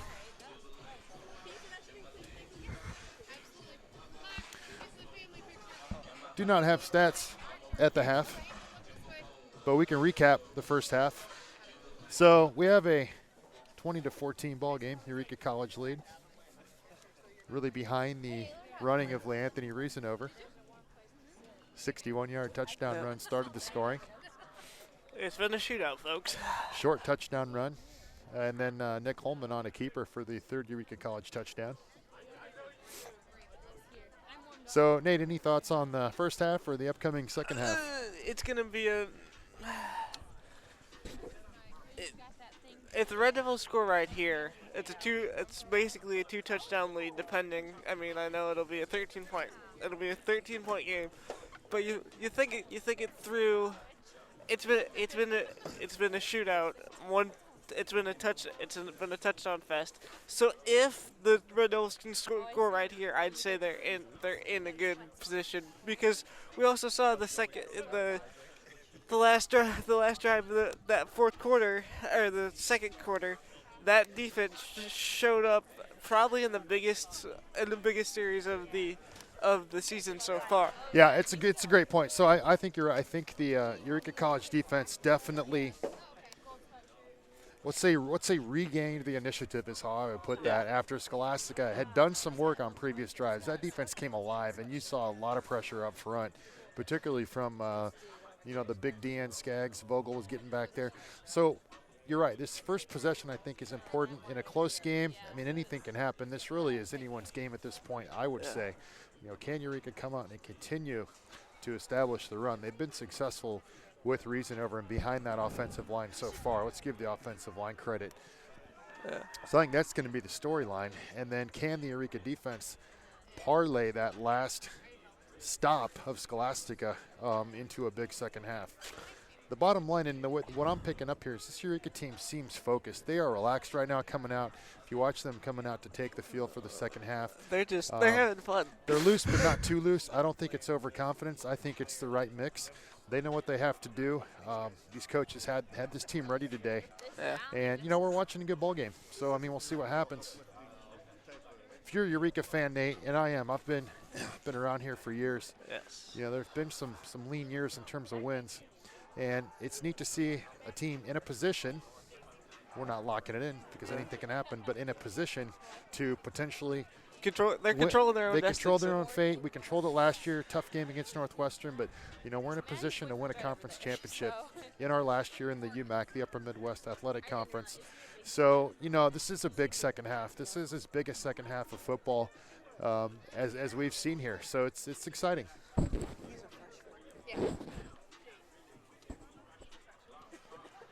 So, as we get ready for kickoff here, we still got a minute 14. But if you're watching at home, I would strap it. I would get ready for one heck of a ride because these next 30 minutes are going to be probably some of the best E3 football you've seen. It's going to be exciting. I'll tell you, if you're at home, you're lucky too, because I would be sitting there with a cup of hot chocolate. It is somewhat chilly out here. I'm not complaining. It's football weather, but it's warmed up a little bit. You have the YouTube on, maybe have a nice fire going.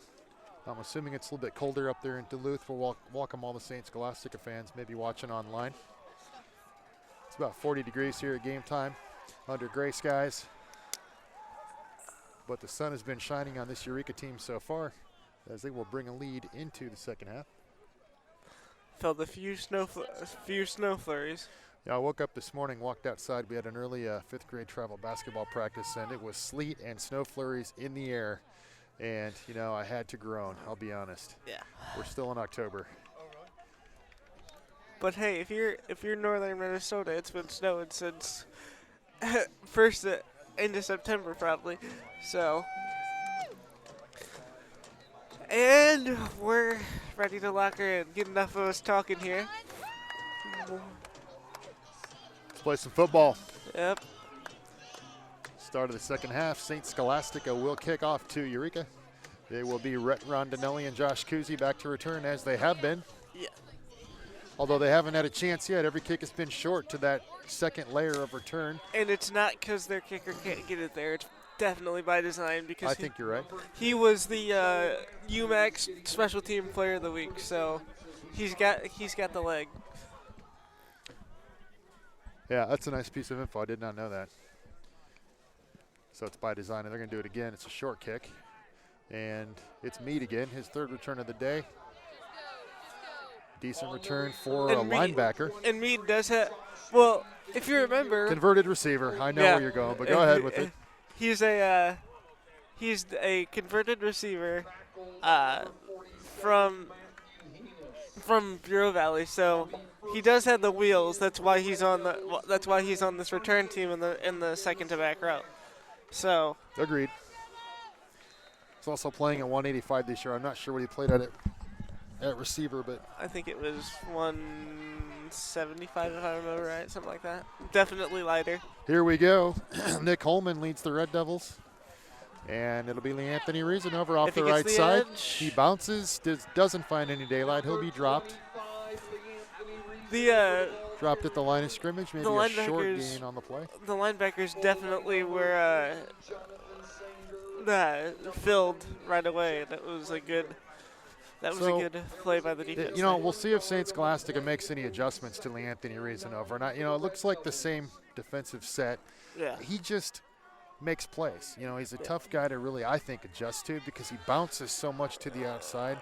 Yeah. And his vision is so good, he's hard to stop. Looks like they're, you know, here's a pass over the middle. Rondinelli slips on this turf and goes down. Pass was a bit short anyway, incomplete. You know, Scholastica is loading the box here. They're looking to run first, and they should. Yeah. That'll bring up 3rd and 9 for Eureka from their own 39 right at the beginning of the second half. The score, Eureka 20, St. Scholastica 14. I would if I were the defense here, I would definitely look for RPO here, meaning a triple option look from Nick Coleman. Nate Schertz calls run pass option, and it's an option. Reasanover on the run up the middle. He's hit hard by number 9. That's Donovan Blatz, the linebacker, with the hit, but a nice run by Reasanover. 5-yard gain. 5. And they're gonna punt. Nice run, but it was 3rd and 10. You're right. That will bring up 4th down. So we'll give Blatz credit for the stop there. Blatz the safety, so that just shows you how much they are loading the box up. Well, if you don't stop Reasanover, it's over. You're Yeah. not going to win this game. So they were able to do it there. It's a 3-and-out situation, and Red Devils will punt away to Scholastica. Maybe off the side of his foot a little bit there. Good coverage on the kick, though. Nothing on the return for number 9, Ben Boothie, and the Saints will take over on about the 28-yard line. Yeah. Their own 28. Flurries are definitely falling now. So big. We saw the Anthony Reasanover pick it up from last week. That's 6.5 days. I think the defense can definitely pick it up after a 20-minute respite. Well, we'll see. We talked about it. Can that defense keep the momentum here that they had gained in the first half? Edwards will come out throwing. He's scrambling, looking for a receiver. He finds nothing. He will be sacked. That's Colin Brown. And we do have a flag on the play. Boy. Colin Brown, I mean, Zach Edwards just scrambling. Great coverage there by the Eureka secondary. They're calling it Zebra. It looked like Brown was there to me. Zebra calling for the intentional grounding and gets it. Intentional grounding. He did call, you're right. Trevor Zebra did signal, and he was correct. Trevor Zebra playing official there. That's lost it down. That's a big penalty against the Saints for the Red Devils. So they lose the down and the yards. So bring up 2nd and 17 for the Saints here. Trips left, split right. Edwards in the shotgun. He will throw. Looks right, those right. 19 over the middle. He's not able to corral it. Went right through his hands. 19 Hunter Thompson. That'll bring up 3rd down and 17 for the Saints. Aaron Olson's kind of been quieted down since Hunter Thompson kind of has taken the reins. Well, as you know, it's a good point. We'll see if they go to him here. Olson is split right. This is a big down, 3rd down. Yeah. Early second half, Eureka trying to establish their dominance defensively. Scholastica again in shotgun formation. Edwards will throw for the 1st down. Going deep for Olson, and he pushes off, and it's incomplete. So 4th and 17. Nice coverage by number 4, Colton Favre, the junior defensive back out of Catlin Salt Fork. That'll bring up 4th down. Scholastica will punt. So that defense, Nate, comes out and reestablishes control for Eureka. Yep. So 89, Evan Gavick, 6'6", 202-pound sophomore punter. Huh. That's not Donovan Blatz that's listed, but okay. And they are coming. Gets the punt away. There will be no return. Punt drifts across midfield. Eureka will take over at the 45, their own 45. 1st and 10. Can Eureka get a drive going here? The defense has held the last 2 possessions of Scholastica. So early 3rd quarter. there we go. 20-14 is our score with Eureka leading. As we set it up here, the snow it's flurrying. I'm going to pretend I don't see it, Nate.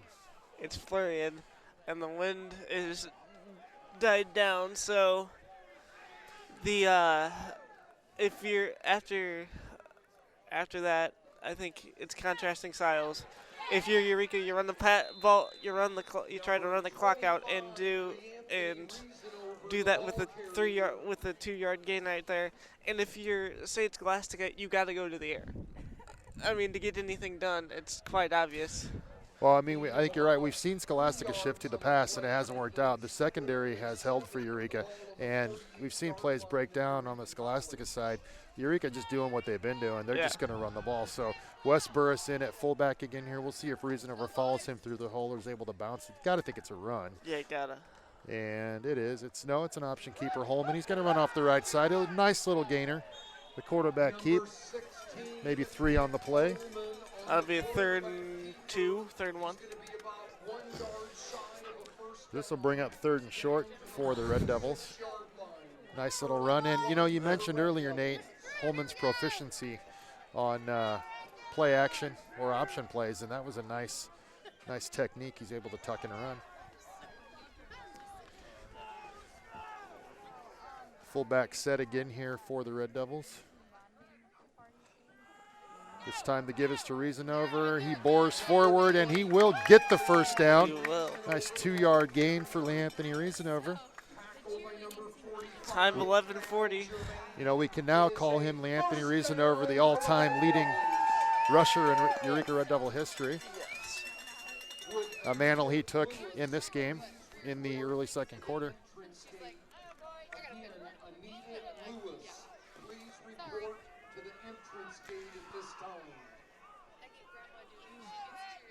Shotgun Holman. Snap. Keeper Holman. Nowhere to go. Number 16, Nick Holman on the quarterback keeper. Tried to pull it and make something happen, but 2nd and 10. Yeah, I get it. No Maybe gain stop on it. the play. It will be 2nd and 10 for Go the Red me. Devils on the 44-yard line of the Saints. QZ running the play in. So you got to be excited. I mean, you're in control on the defensive side. You're moving the ball. You're moving the ball methodically. Yeah. You know, I mean, this is a situation where, and here's going to be a keeper. Holman's going to roll. He's going to tuck and run. He's going to get hit hard and dropped. He does get up, but boy, taking a chance there. It's back to your point, Nate. Yeah, this is an important drive. I mean, you want to get points here. You know, obviously, if you can get ahead by more than a touchdown, you're feeling relatively comfortable. You also have a St. Scholastica offense that's capable, so you're never completely comfortable in a game like this. But, I mean, every drive is important. This one's big. You know, we're at 10 minutes left in the third quarter. We've got a 6-point lead for the Red Devils, 20-14. And we will go split right, Drayton Purvis and Jeremiah Vance. 2 receivers split left. Reasonover backfield. Snap to Holman. He's going to keep. He's going to throw. He's going to roll out, scramble. He's scrambling, looking to make something happen. He throws. Pass is caught. Pass is caught by number 10. That's Jeremiah Vance, the senior, with a big catch. And I'll tell you what, that was a nice throw, Nate.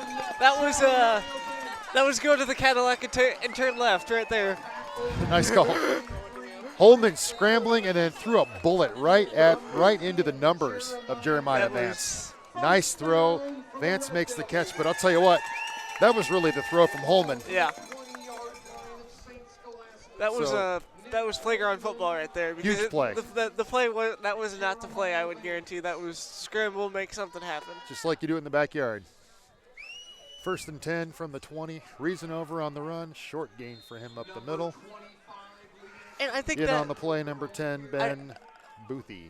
I think that speaks to the complexity of this Eureka offense. You've stalemated Lee Anthony so far. So okay, well, put it in the hands of Nick Holman, who is more than capable to. Yeah, third down situation there too. So I mean, he's able to scramble and make the play. Absolutely. Holman's looking good so far. Option to Reasonover up the middle. Tough run, good strong run. Lee Anthony Reasonover picks up a few. Be short of the first down, however, this will bring up 3rd down and short for the Red Devil. 3rd and 1, 3rd and yeah, third and a couple maybe. Looking to get points here, obviously. Any way you can, really. Eureka has come out in this third quarter and so far imposed their will defensively and now offensively. See if they can punch it in here from the 13, 3rd and 3. at least get the first We down. go trips left here. Reason over off the right side, almost fumbled, did not. He's going to take it in. LeAnthony Reason over, 13-yard touchdown run off the right side, and Eureka extends their lead. Nate Schertz. 26-14. LeAnthony Reason over. There's a penalty. We do have a flag. I got excited for nothing. That's going to come back. What was This is my Howard Cosell moment there, and I'm going to have to redo it. Got excited, did not see the flag. We're blocked by a tent in front of us, so I'll blame it on the tent. So, Reason over almost fumbled that. He bobbled it for a second, got it back, And, but it's all for naught. So here we go, third down again. see if they can do it again. LeAnthony can get the edge. I would say to the long side of the field, but they've done it to the short side. Man in motion. That would be Drayton Purvis. To Purvis, correct. Holman's going to throw for the end zone, and That's it's picked intercepted. off. It is picked off. That's number 10. Interception on the play. That's Kenneth Jenkins with the interception for the Saints. And a little bit of a change of fortune there. LeAnthony Reason overtakes it in. The play comes back. The very next play is a turnover. And the Saints will take over. We'll see if that swings momentum. That'll come If out. you believe in momentum. That'll come out to the 20. That'll be a touchback. His momentum carried him into the end zone. I think he actually did catch the ball in the end zone. So it'll be Scholastica ball from their own 20-yard line, 1st and 10. Third quarter, 7:52 remaining. Eureka 20, St. Scholastica 14. This is one of those drives where you could create a short field for your team, even though they. Handoff run and a nice run. He breaks free. Looks like number 29. That's Jeff LeMay, the sophomore, with a 10-yard run. First down, Saints. 11-yard run. Senior Ross Royal from Gibson City, Melvin Sibley in on the tackle. One of my favorite Red Devils. Trayvon Moore shaken up on the play. He's come out of the game. Looks like an ankle or a leg issue here. And that means that number 23, Josh Mead, will move out to corner. No, I take that back. Handoff 13 off the left side, Jack Peru, and he's hit hard and shaken up out of bounds is Peru. He's hurt.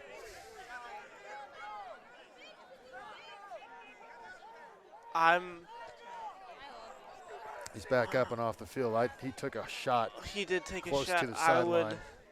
but Looked to be shaken. He's shaken up clearly. Doesn't want to come out though. Peru looks to be okay. I'm glad there was no flag because it looked like he did have the edge that he could keep going. So I couldn't see who finished the job, but I mean, it looked like a clean play to me. It was Yeah. right at the sideline. Nothing dirty there from my vantage point. And bottom line, it's an 8-yard run for Peru. So this will be second and 6-yard run. Second and 4 for the Saints from the 32.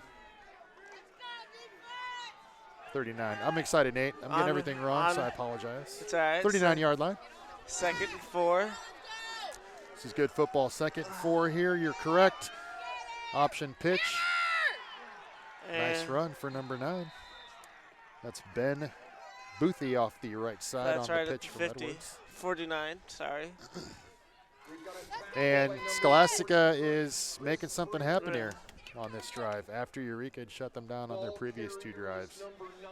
Chris Friend on the tackle. You gotta. I'll tell you what. This is a good game. I mean, it's a good game. Slight momentum shift. Yeah. Nate, and I mean, I'm thinking back to that Knox game where we had the interception, and I'm not saying it's going to go that way, but it's just a slight shift of momentum. Can Eureka stall that momentum here? We'll see. Edwards on the reverse, and it's going to be a halfback pass. 3, throwing deep, and it's going to be, it is caught. It is caught. That's a nice play.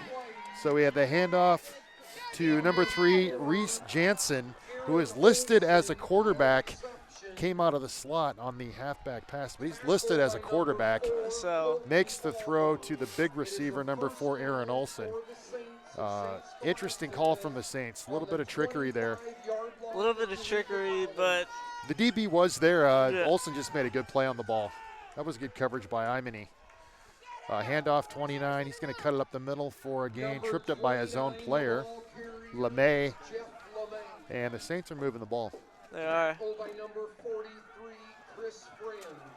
2nd and 5. Gain of 6 yards. 2nd and 4. Thank you, Gertis. 2nd and 4 for St. 2nd and 4. Scholastica on the 19-yard line of the Red Devils. 2nd and 4 from the 19 for Scholastica. They're moving the ball here on the Red Devils. Edwards shotgun. He's going to roll out. Look to pass. He does. Hits the running back. Nice little move, but he's tackled. It'll be a first down though for the Saints. Colton Favre goes for the kill shot and gets stepped over. So Boy, Tackle again by number we talk about momentum, and Yeah. I don't know. It's a debated thing in sports, but Yeah. I mean, you can see that interception in Scholastica suddenly comes alive offensively. defense has got to at least get the stall.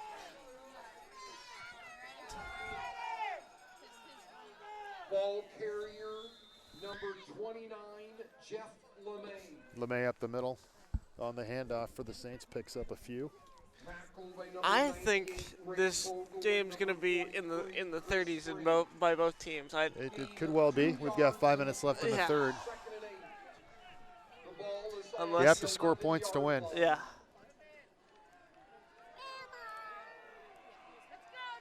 You know, as good as this defense is, Yeah. have to score points. Edwards again out of the shotgun. He will throw to the corner.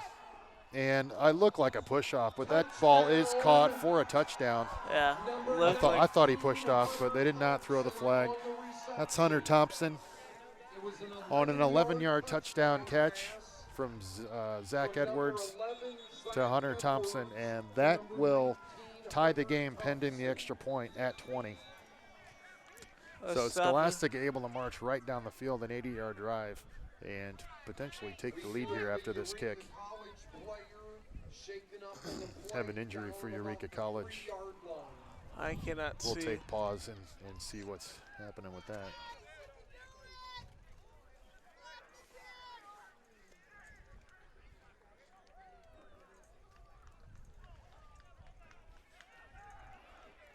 Can anybody see who it is? Injured player. We'll wait and get information here.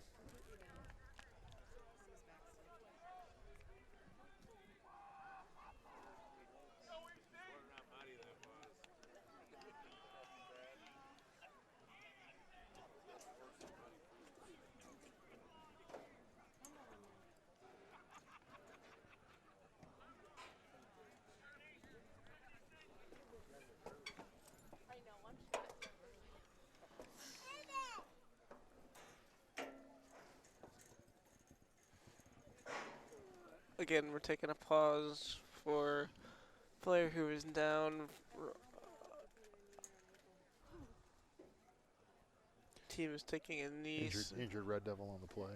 Appears to be somewhat serious. Well, hopefully not. But looks like he's going to get up. Yeah, That's Trayvon Moore. that's Trayvon. Trayvon was shaken up earlier. He's walking. Hopefully he's okay.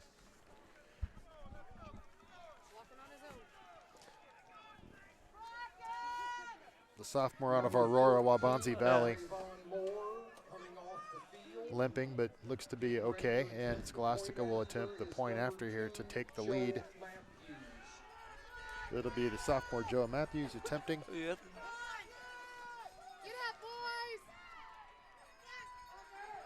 And it's good. And St. Scholastica has taken a 21-20 lead here with 4:52 remaining in the third quarter at McKenzie Field. And this Eureka team now, this is where you're tested. You know, if you want to be a championship team, you find a way to win. I mean, this has been a great game. Yeah.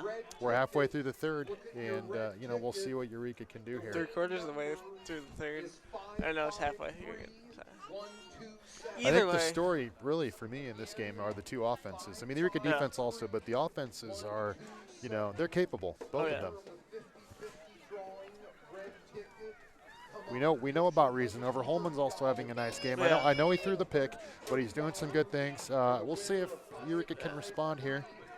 And they are taking Trayvon into the tent, so He's walking. Hopefully he's all right.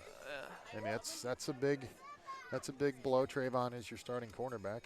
Number 34, Rhett Rondinelli. Number 9, Josh Kuzi. Probably hear Craig Gertis in the background telling you that Rondinelli and Kuzi back to receive. They have yet to touch a ball on a kickoff. We'll see. I doubt they do it again. It's 21-20. But Eureka will get the ball. 21-20 ball game. Great football game here at McKenzie Field.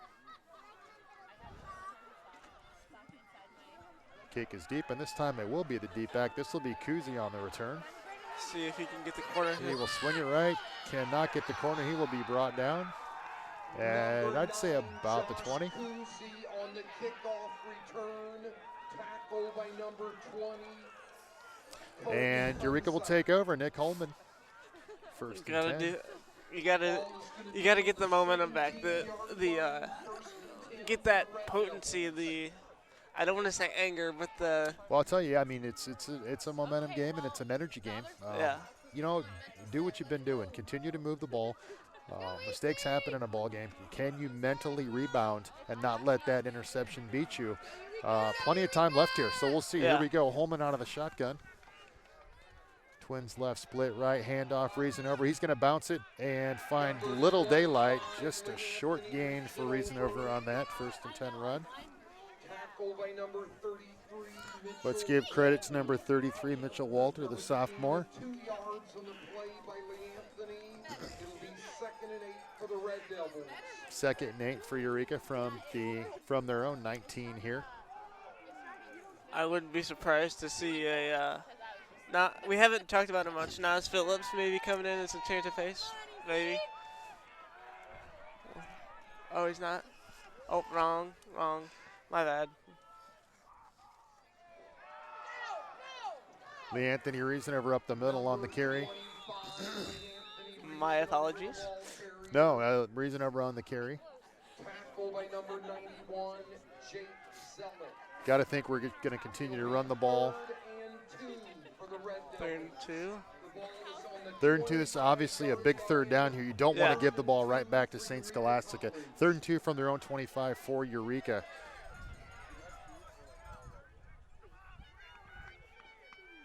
Big third down here. And Eureka will line up with twin receivers to the right. Single split to the left. Behind the fullback Burris, Reasonover. In the backfield, he'll get the call. He'll bounce right. And he will find daylight. And it looks to be a first down run from Anthony Reasonover. It is a first down. First down. You can see the confidence, Nate. 3rd and 2, you give the ball to Reasonover. I mean, he's the guy right now. And man, is he good with his feet. He is. He's just so hard to figure out, in the moment when you're trying to make the read. Bounces it to the right, and he just finds running space. And it's small, but getting that first down really kind of it's small, but you get a little bit of energy back. Yeah, and you get some room to operate here. So Yeah. now we're out to the 33.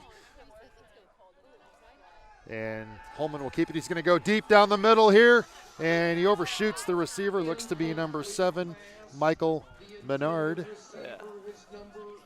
The senior out of Champaign Central. Be overshot by about 5 yards on that. I like Holman taking a shot down the field there on 1st and 10. Yeah, I mean, you're giving him a little bit different look. It's worked before. Just let him a little too far, I think. Now you're 2nd and 10. You got Favre split right. Reasonover off the left side. He finds not much room. He'll be dropped at the line of scrimmage. That'll bring up 3rd down and long here. 7, 3rd and 8. Number 3, John Singer, the linebacker, the junior out of Buffalo, Minnesota on the tackle. 3rd and 7 for Eureka now. Another big third down here.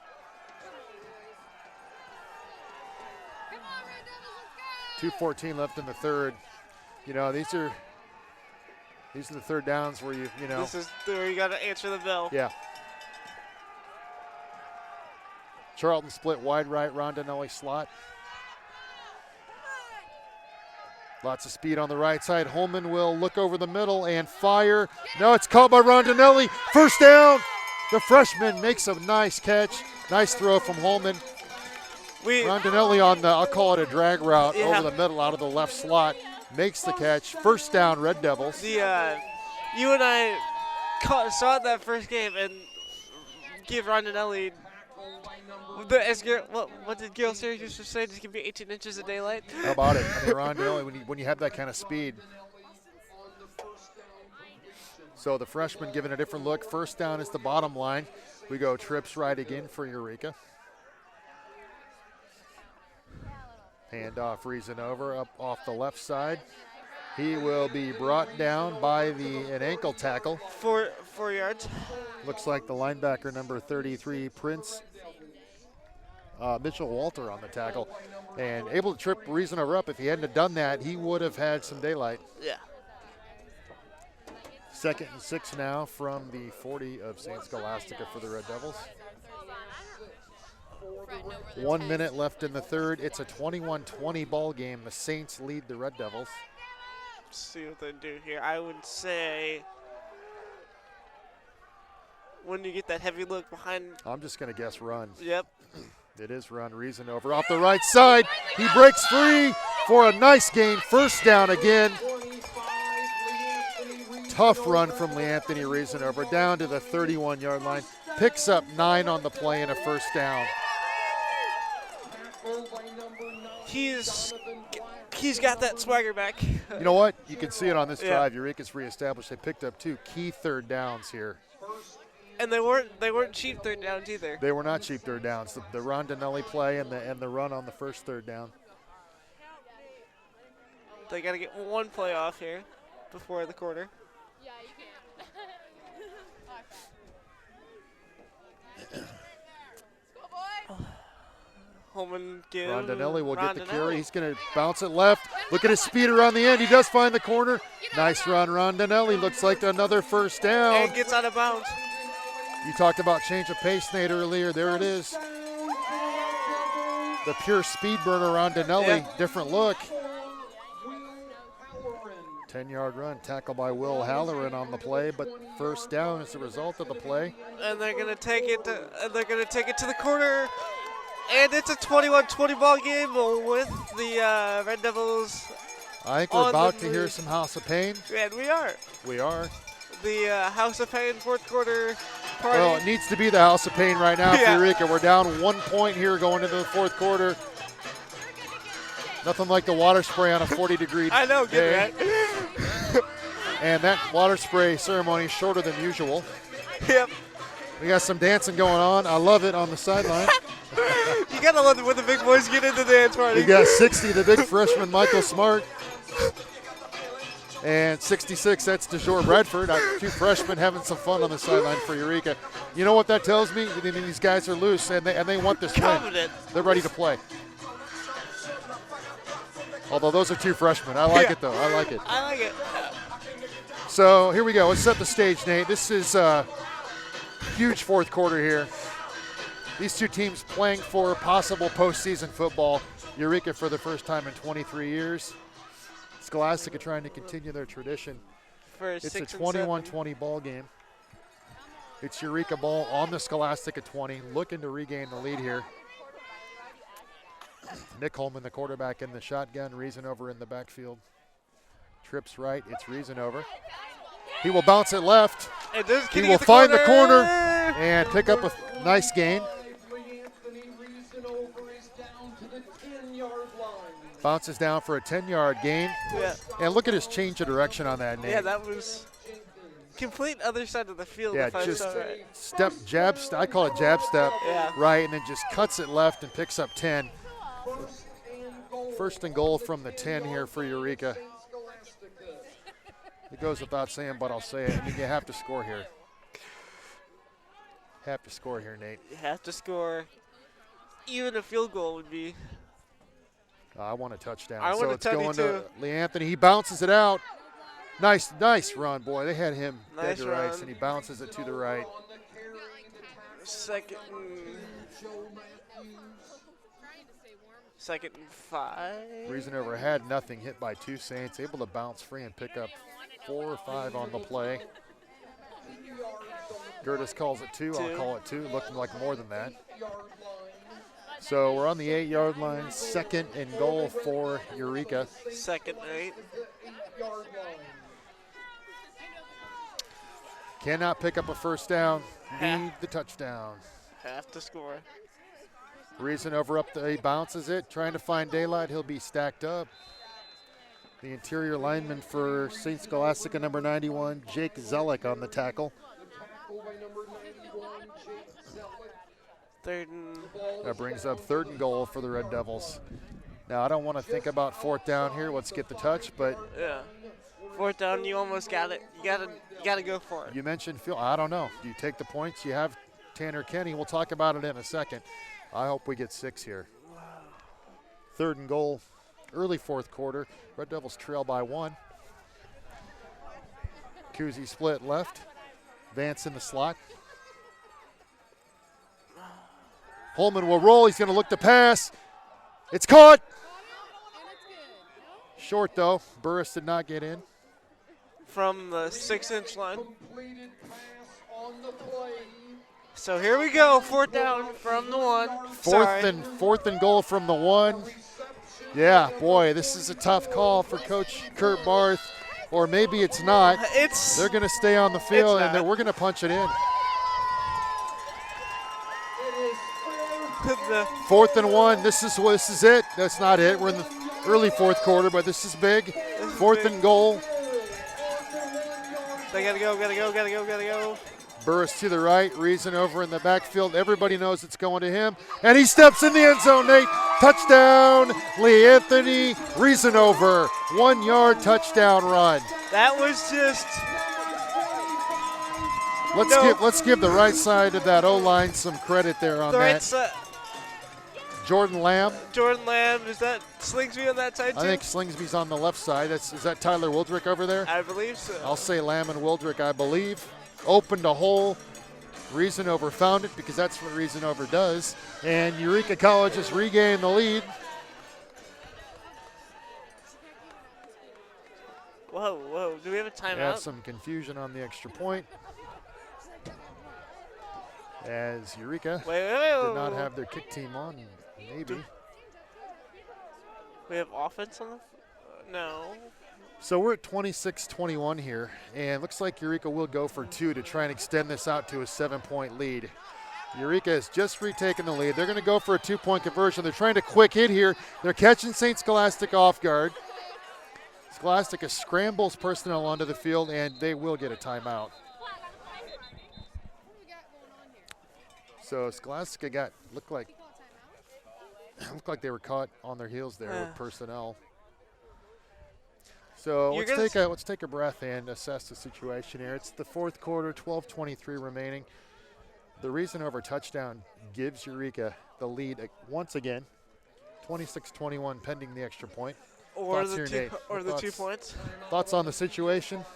Well, I mean, you saw the.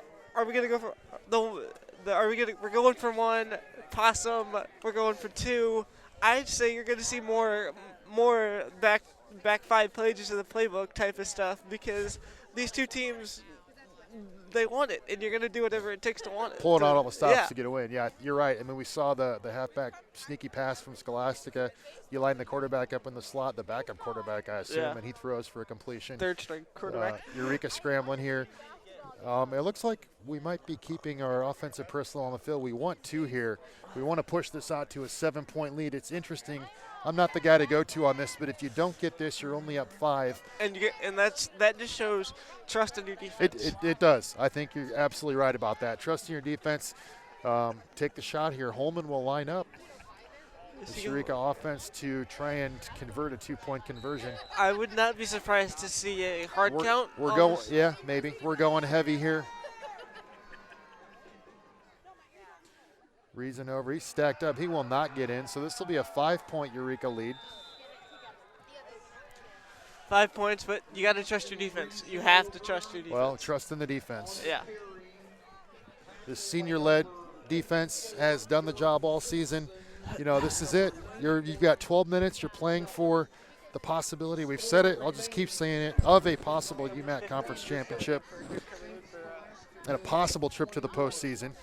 Martin Luther looms next week, but business to be taken care of here first. The good news, if you're a Eureka fan, they have regained the lead on a 1-yard touchdown run from Anthony Reasonover, who continues his historic year here with really another career day.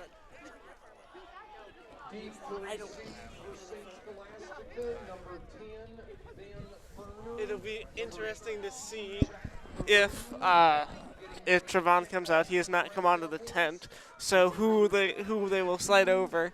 Interesting. I noticed on the last series, I think Ross had stepped in when Trayvon was out, but we'll see. Ross Royal, rather. Which is it is Ross's natural position. Ross knows how to play corner. He can play safety or corner, so we'll see. But that's not insignificant. Squib kick, number 10, Burner on the return. Nice little return for Burner. He will bring it out almost to midfield. Nice return. So Scholastica will play with a relatively short field here. That's about a 25-yard return for Burner. Let's see if the defense can get one of their, don't want to say trademark series here, but textbook, I should say, not. So it will be Ross Royal stepping into the cornerback spot on the left side. It'll be Colin Imedy covering number 4, but the play is a handoff up the middle. Nothing there, stacked up. Skaggs finishes the job. Look like Ziebert and Bunkowski there for the initial hit. Boothie picks up very little, maybe a yard. We'll give credit to Matt Gibson on that also. Gibson's kind of he gets the job done, but he's overshadowed by the rest of this front seven. It's nice to see Gibby getting some run. The senior out of Princeton. Great kid. Here we go, 2nd and 9, Scholastica.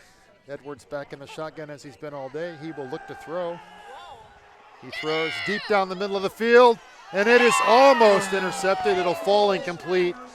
Great break on the ball by number 4, Colton Fauver. In a big folding chair. I don't want to say high-low because that's illegal, but it was close on the quarterback, Zach Thompson. Edwards, sorry. I didn't see that, so he did get hit. Yeah. Boy, I'll tell you what, Fauver almost had the play of the game there with the pick and just dropped it, but nice break on the ball. Huge play here, Nate. 3rd and 9 for Scholastica with 11:33 left in the 4th. 26-21, Eureka leads. If they can get a stop here, 4th down, you have to admit that they will go on 4th down. And Trevon is doing wind sprints on the sideline. Edwards will throw. Oh, he's got a receiver open. He catches it. He might go all the way. He will. That's number 9 for Scholastica. Just got a little step. Wait. Flag. There's a flag. Let's call that a hold, please. Let's bring that back. We're overs. We don't care. I'm a homer at this moment. I'm sorry, Scholastica fans.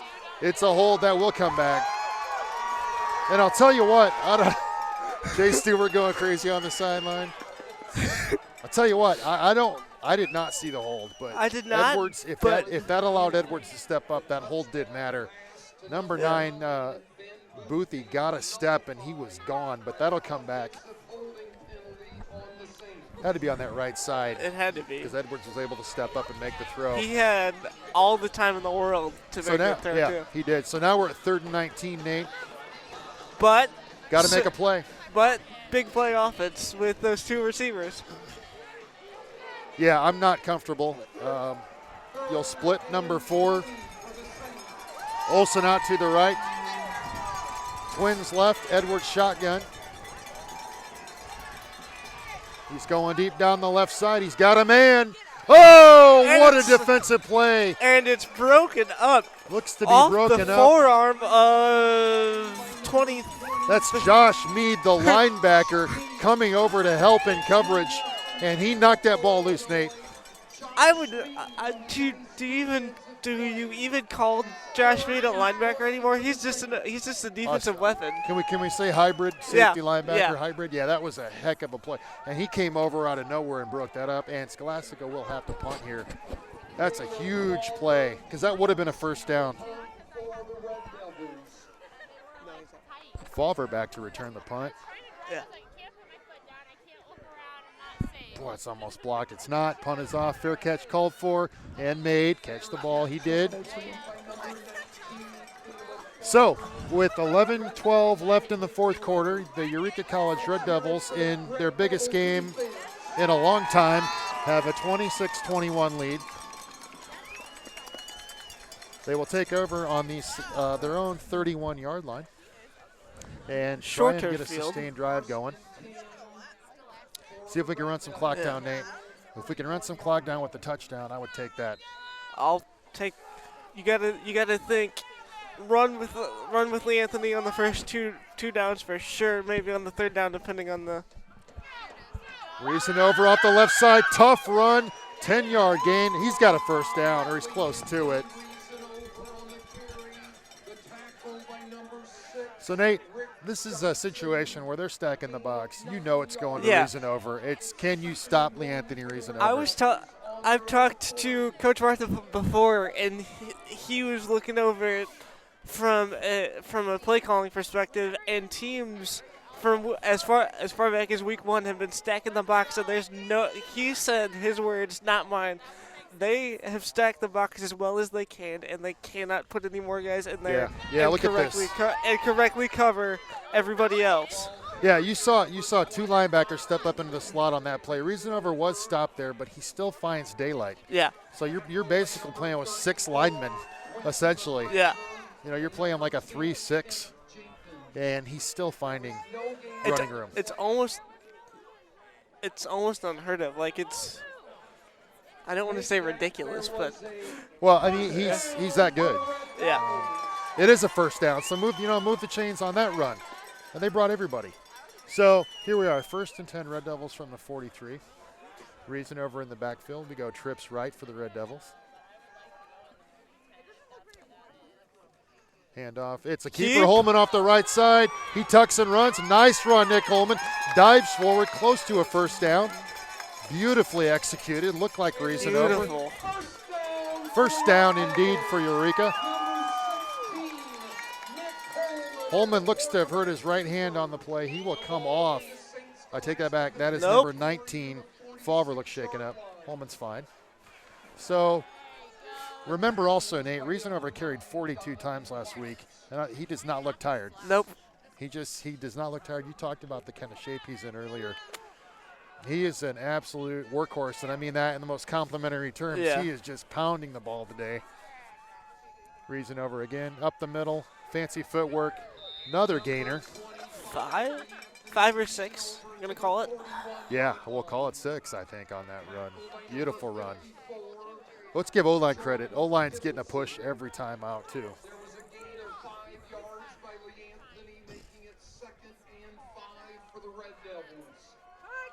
So we see Wes Burris coming in. I would think is a blocking. They've been running behind. They've been running out of the fullback set with Burris from time to time. So now we have a twins left. Burris, the fullback, also set up left. Reasonover will try and run behind Burris and will find some daylight. Another tough run. Close to a first down. That's a first for sure. It will be it is a first down, Nate. Eureka Red Devils moving the ball here in the fourth quarter. 8:45 left to play. Eureka 26, St. Scholastica 21 in a back and forth ball game. Eureka led 20-14 at the half. Scholastica came out, answered, took the lead. Eureka regained the lead on a 1-yard run from Lee Anthony Reasonover. Now Eureka moving the ball, starting to get deep in Scholastica territory. And chewing up clock. Chewing up clock, you're right. Clock's running. 8:16 left now. Handoff Reasonover again. A couple on that run.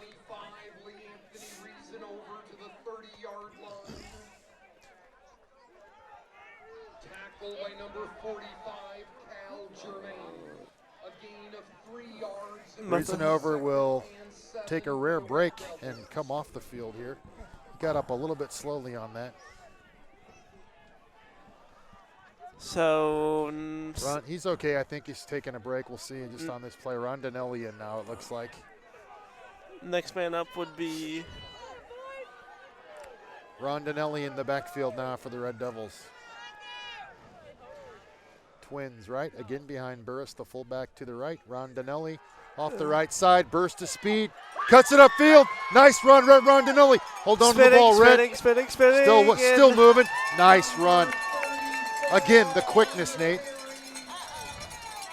The quickness of Rhett Rondinelli. Rondinelli signals to the crowd, first down, and it is indeed a first down. I mean, you talked earlier about that change of pace look that Rondinelli gives you, and you saw it there. But is it really a change of pace, though? I mean, it is because he's taller, but Well, it's I think the same style. It's similar style. I think Rondinelli is. I'm not gonna say he's quicker, but it's just a different. Anthony's slightly more patient, would be my observation in terms of lets things unfold. Rondinelli just explodes. Yeah. And Tony. Handoff, Reasonover back in. He will go up the middle and pick up yardage. Bruising run. Sorry, Nate. Side note: Tony Greenwood was working with Trevon on his reads, so it appears as if Trevon will come back in. If that's unofficial, but that's just an observation. I would like to see that. Eureka College from the Scholastica 6 here looking to extend their lead. This is an important drive. Holman in the shotgun takes the snap. Reasonover up the middle, driving toward the goal. He will be brought down short of the end zone. So that's from the Gets inside the 5 down to, we'll call it the 4-yard line. But at that point, the yardage doesn't matter. You know what they're going to do. You need points here. Yeah.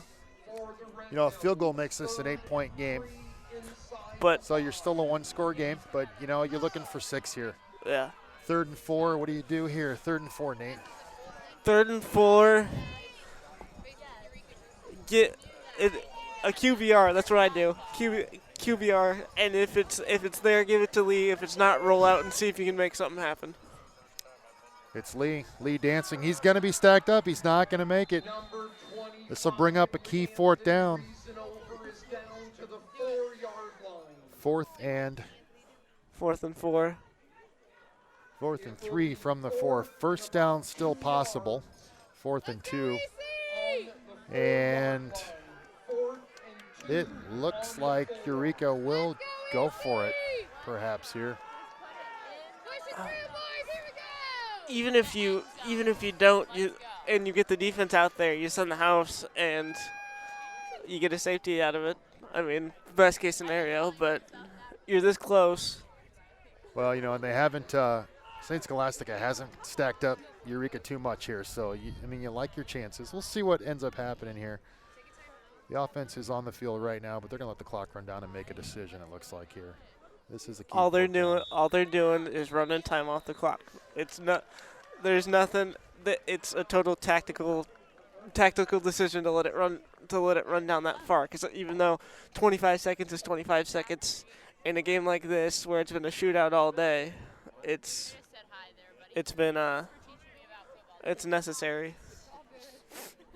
Yeah, I mean, this is a key point in the game. Obviously, we've got 4:55 remaining here in the 4th quarter.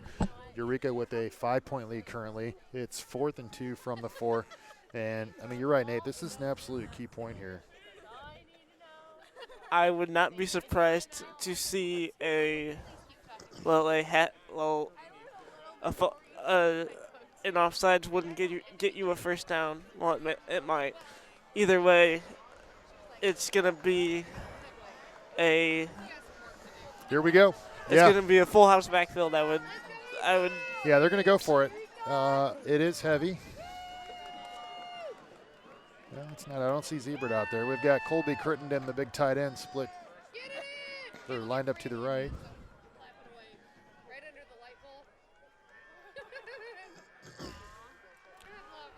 So here we Here go. 4th and 2. Huge play here. It's Reason over to the left. He is pushing. He's in. Leanthony Reason over. 4-yard touchdown run. What a strong run. All right. And he extended that ball over, it looked like, Nate. Yeah. Pylon cam would be nice to have in that, but he got the job done. Sorry to blow your You're good. earphones out there, but I'm excited. Huge touchdown run for Lee Reason over. 32-21 pending the extra point here. Number 82, Tanner Kenny, getting ready to attempt the point. I mean, you go with what you've been succeeding with. You go with Reason over off the left side, and again he makes it happen. Extra point's good.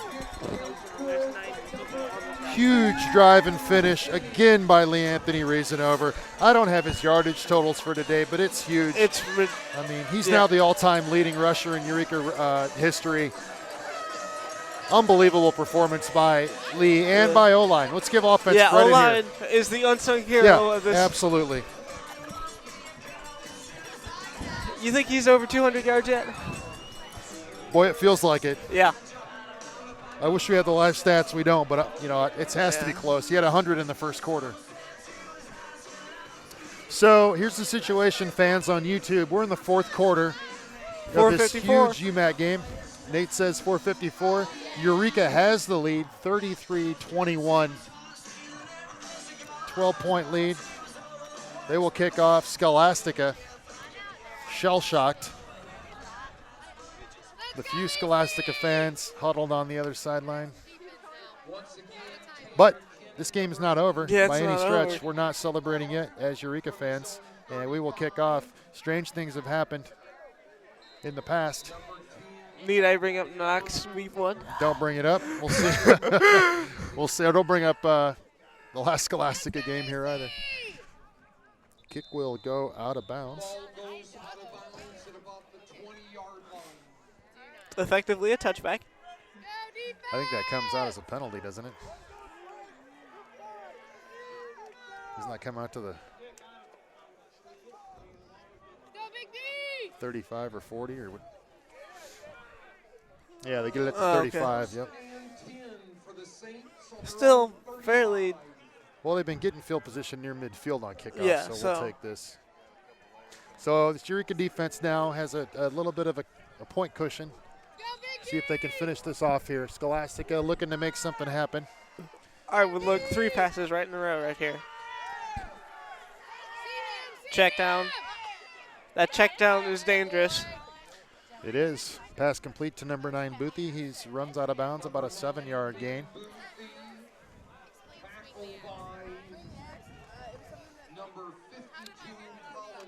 Gets out of bounds. Clock stops. 2nd down. 2nd and 3 for Scholastica. He did not get out of bounds. So time ticks down. I apologize. It looked like he did. I'm sorry. You're right. Oh, Clock still runs. Once again, Nate Shirts on the correction. Oh, you're good. I appreciate it. Edwards looking deep, throws it up. Double coverage it's and caught. Makes the. Ooh. Was he inbound? No! He was not. Pass intended for 19, Hunter Thompson. He made the catch, but he looked to be out of bounds. He was out of bounds on the play. Honestly, pretty good throw from Edwards and a nice catch, but just a little bit too long. And we've got a 3rd and 4, Nate. Huge 3rd down. It's probably 4 down time here, but defense getting the crowd up. The Eureka faithful up and making noise. Trayvon Moore back in at cornerback, strong side. Edwards will throw. Throws. Uh-oh, he's got a receiver open. Ziebert with the touchdown-saving ankle tackle. Pass caught by number 9, Ben Boothie. Out of the backfield. Trevor Ziebert. We have an injured player. Can't see.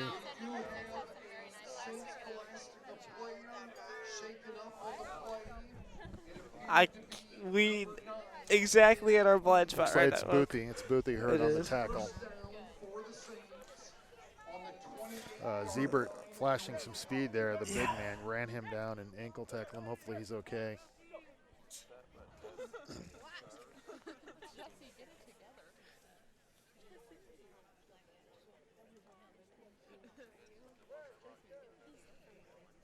It's been such a great game. You don't want to see anybody injured here.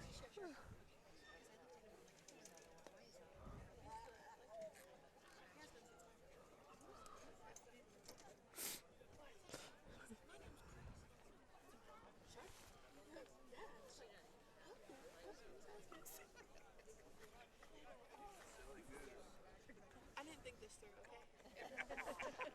I didn't think I was going to be here this long.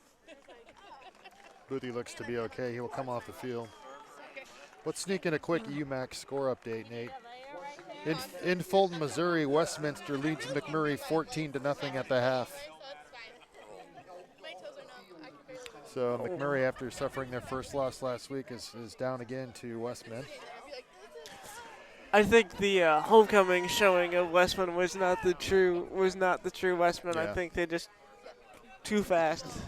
We blew them out here. We're not worried about that game right Nope. now, but I just wanted to give that to the crowd. Right now, though, Eureka leads St. Scholastica for the first time in 7 years.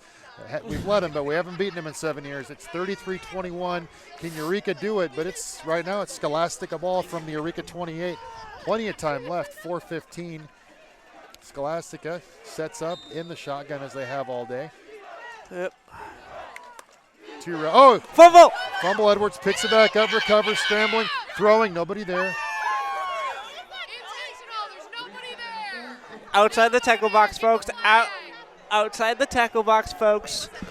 Yeah, he was outside of the box. I think he's entitled. Eureka fans calling for a flag, but he was not in the pocket. He comes outside of the box when the quarterback starts in. He can bring it. So this will bring up second down, Nate. Second down clock does stop. I'll tell you what, this is a test for the Eureka secondary. It is. They've played well all day. Biggest test of the season. It's nice to have the 12-point lead, but this is not over. Nope.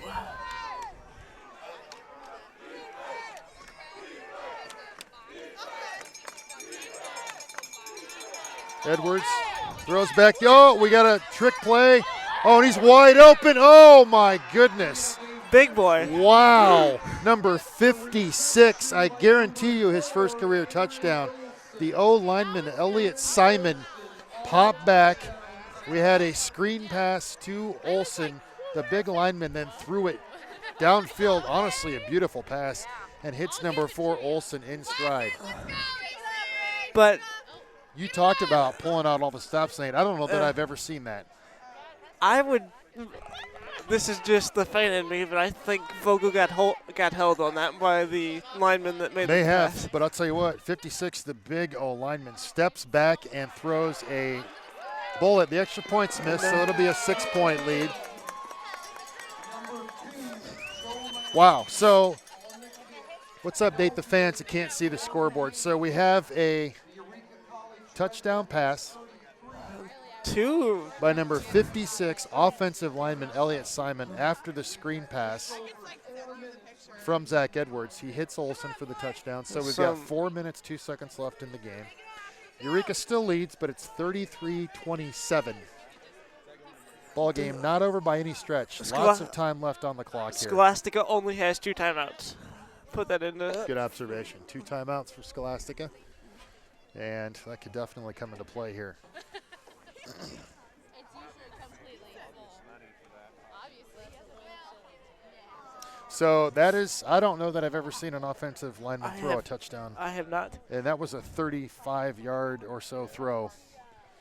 That was a pretty ball. It was. I have to give him credit. Now, here we go. I mean, this is. It's going to be an onside. This is crunch time. There's plenty of time left here. I don't know that you need to kick an onside. Hans' team is up. Will they attempt it? They kick a squib, and I'll tell you what, get out. Thank you. All right, does get out of bounds. It was a swim, so we're good. But I just saw a lot of open territory yeah, there, and I'm nervous, Nate, because we're clinging to a 6-point lead. I don't know if clinging's the right word, but we have a 6-point lead. Yeah. 4 minutes left to play. Can the Eureka Red Devils close this game out offensively? I'm going to speculate that we're going to call the number 25 here. That's the number of running back Anthony Reasonover. Yep. Plenty of 4-minute plus drives for Eureka. So if I'm Coach Barth, I'm looking to run the clock out right here. Well, yeah, absolutely. So again, Burris, the fullback, he's unheralded, but done a great job blocking. He does it again. He opens a hole for Reasonover, who barrels his way forward for a nice little gain. Picks up about 4 or 5 yards on the play. Finishing the run strong, Nate. Bruising 5-yard run. 2nd and 5 now. And Eureka's in no hurry to run a play. Nope. Scholastica, as you noted, only 2 timeouts remaining. I would be surprised if they snap it before 5. Yep, we got 14 on the play clock and running. You got to run that down. Nick Coleman has the right idea here.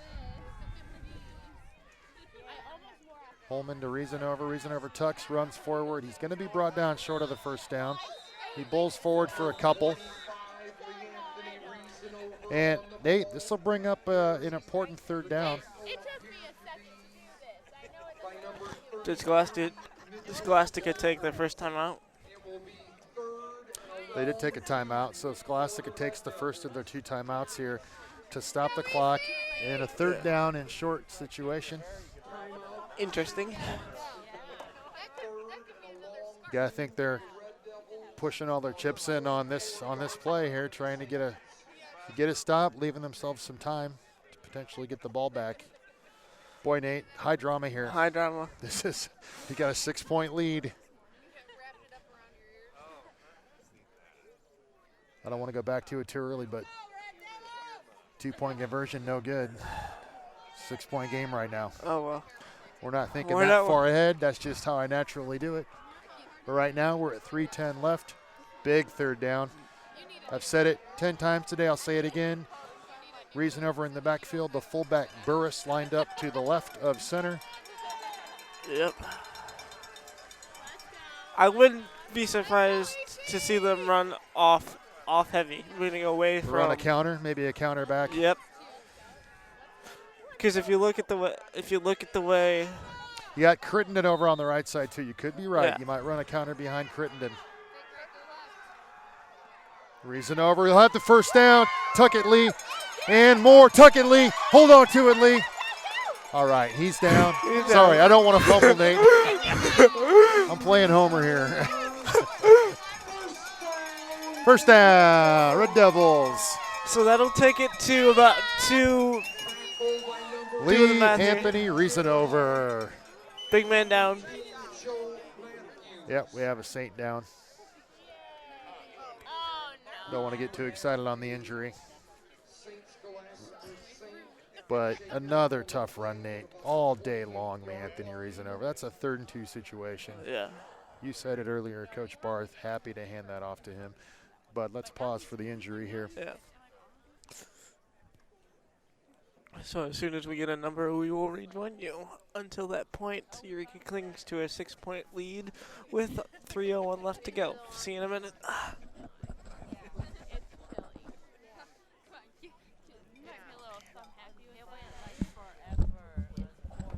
Close for me, man.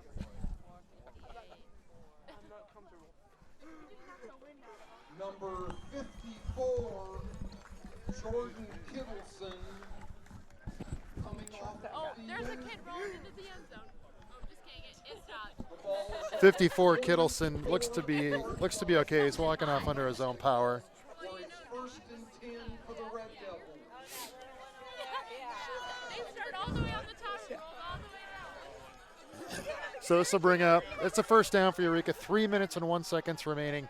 33-27 is our score. Eureka leads. And I'm not First sure down. if no, it's not under 2 minutes. So Scholastica did not have to burn their last time out because of Oh, injury. good point. They hold on to 1 timeout. Handoff, Reasonover off the left side, dancing, finding daylight. He's going to go. Almost scores. Beautiful run, Leanthony Reasonover again. Can't stop him, Nate. They can't stop him. Another beautiful run. Unbelievable day for Leanthony Reasonover. He has to be over 200 Just yards. unbelievable. You know, #1 rusher in Eureka College history by yards today. And he's just taking this team. We're crediting O-line also. Yeah, O-line. But I'll tell you what, Leanthony's bouncing these runs and just making it happen. So we're inside the 4 here, 1st and goal. Still 2.5 minutes left. Anything can happen. Yeah. But it's Eureka ball, 1st and goal. Holman takes a timeout. Didn't like something that he saw there.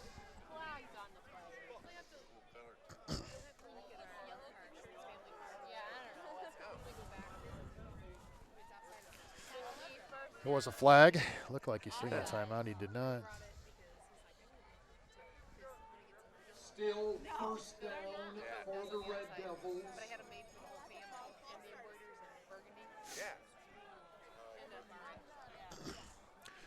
The clock is running.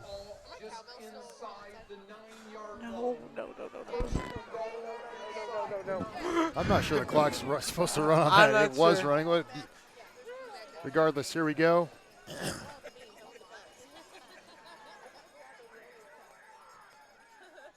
I guess it started after the ball placement. Reasonover, left side. Tough run. Oh, we have a personal foul penalty there on the Saints, I'm sure. I don't know who did it, but the Red Devil player thrown to the ground there by the Saints. It doesn't help you much here because you're so close to the but the end zone, but that's still. a frustration play. Yeah. That'll be half the distance to the That'll be. goal, I'm sure. That's on them. So it'll be 1st and goal here. Eureka looking to put this game away, hopefully, here. Old school football, Nate. Ground and pound, to borrow an MMA term today. Yes. It would make your dad and granddad happy. Personal foul, yeah. Personal foul on 91 Zelnick, so that's half the distance. Replay down.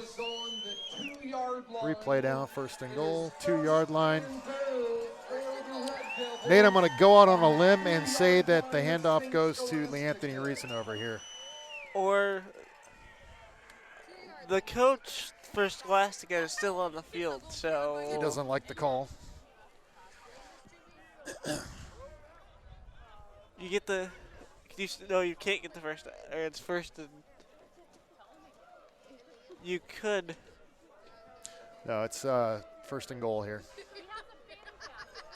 1st and goal. Scholastica coach unhappy. Takes the timeout? Question mark. Or I would assume.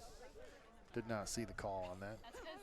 so, but do you just because that was their last timeout? Do you just put the dagger in it and kneel down, or do you put it away? Because you could run the clock out. I think they just took their last time. I'm not sure.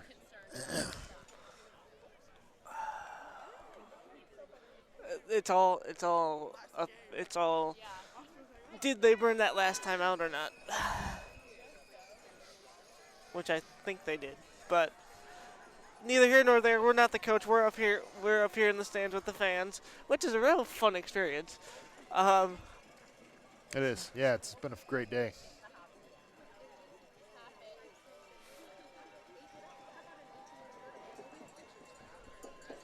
So here we 1st go. and goal from the 2 for the Red Devils, holding on to a 33-27 lead, a minute 49 to play in the 4th quarter. Snap, handoff, Reasonover again. He dances. He's in. Leanthony Reasonover, another touchdown. 2-yard touchdown run, number 25. Leanthony Reasonover. So forget kneeling the ball down. We're just gonna. We still got a minute and 46 Punch it in. to play. Take the points. Punch it in. Let's play some ball. I want to say I don't have the numbers. Lee Anthony's 4th touchdown. His 4th touchdown.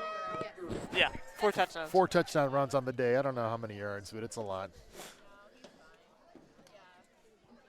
Tanner Kenny's extra point is good. And Eureka College takes a 40-27 lead with just 1:46 left to play here in the 4th quarter at McKenzie Field. Now, I don't mean to be a pessimist, but Well, then don't. but Scholastica is a big play team, and anything can happen in the last 2 minutes. Yeah. We saw it. Yeah, it's never over until Yeah. that last horn goes off. No question.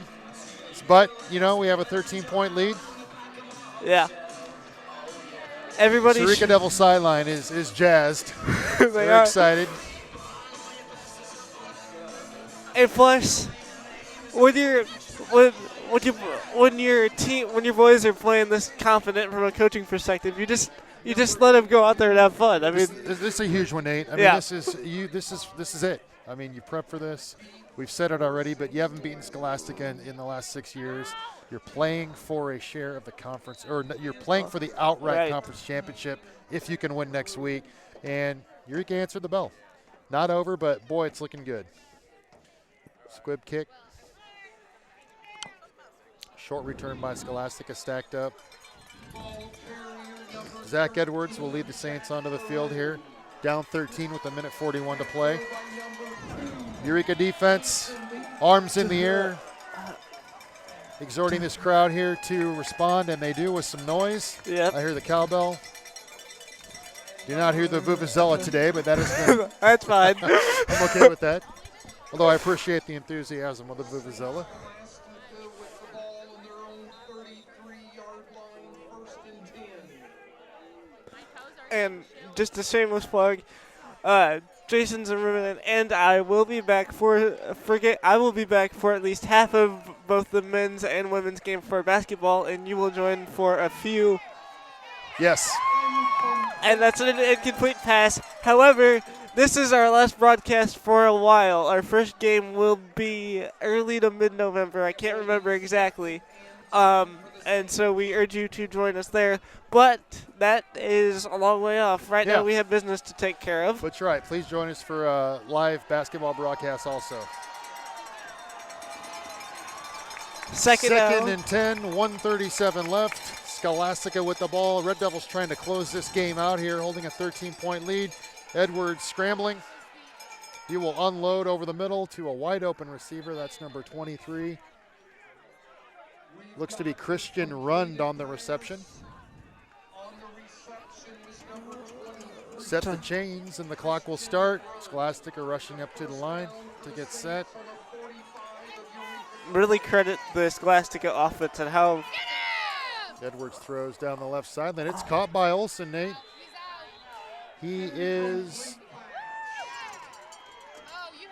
he out of bounds? We'll see. It was definitely caught. 1 foot in college, Only to one. some heated discussions from the officials that you don't see very often. Just an observation. You're right. Some disagreement there. It looks like it will be ruled incomplete, much to the chagrin of the Scholastica coach, who is going ballistic. Throws his hat. He's pulling an Earl Weaver over there. For those of you who remember 80s baseball, 70s, 80s baseball. So we've referenced basketball and baseball in the last minute, but make no mistake, this is a football game, and it's a big one. Minute 20 left here. 40-27, Scholastica just trying to do anything here to give themselves a shot. Edwards going to unload, short pass over the middle to Thompson, And caught. He breaks free, Nate, down the sideline. Good run, he won't get in, but about a 45-yard pass reception for Hunter Thompson. Like I said, Yeah, I mean, you can't count anything here. Ross Royal at And, the 2. Thompson breaks free. First and goal from the 2 now for Scholastica. Into the corner, that's a push off, and it's a catch. And there's no flag on the play. It's a touchdown. St. Scholastica scores in a hurry.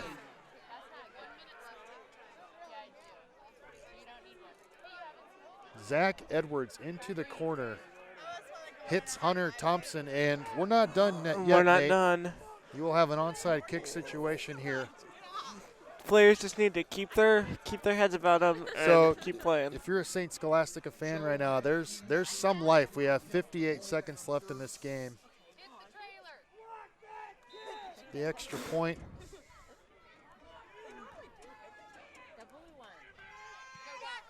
Is up, and it's good. 40-34, Eureka still leading. I am nervous. I am nervous too. Because the Scholastica team will have a chance to execute an onside kick here and get possession back. They scored in about 45 seconds there. Yeah. Chris Friend fired up, not happy. Not happy on the sideline. Not happy, but hey, just get this kick and move on to next week.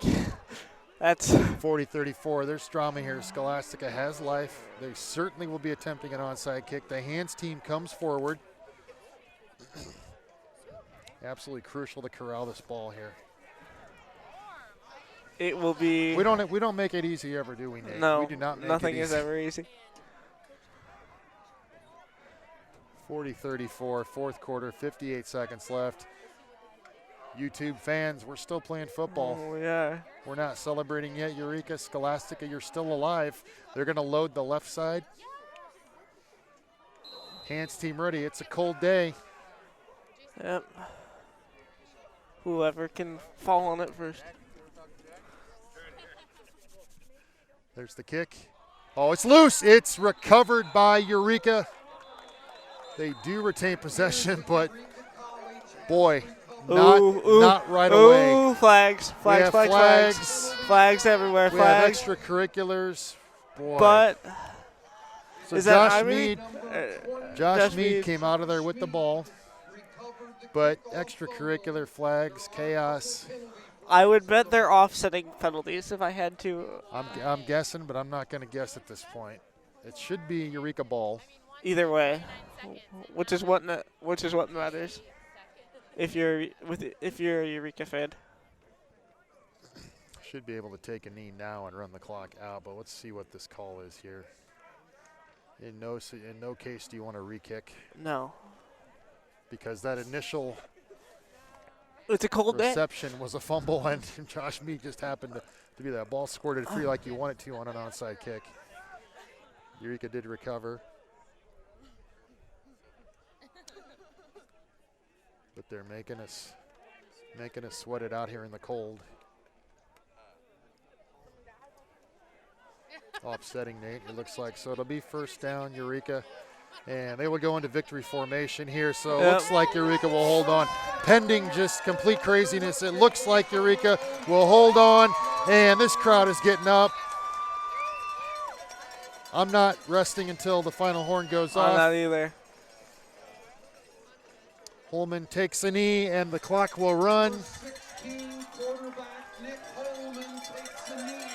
And Eureka's done it, Nate. Yeah.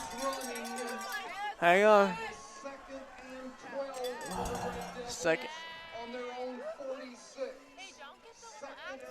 Execute the snap, take a knee, and let's go to Martin Luther next week, looking to play a postseason game for the first time in 23 years. Trevor Siebert with the axe on the sideline. Swing the axe indeed today. Playing the Lumberjacks to Scholastica's. All right, Eureka College, Nate. Eureka College has defeated St. Scholastica. A half-hearted Powerade bath with an empty jug for Coach Kurt Barth.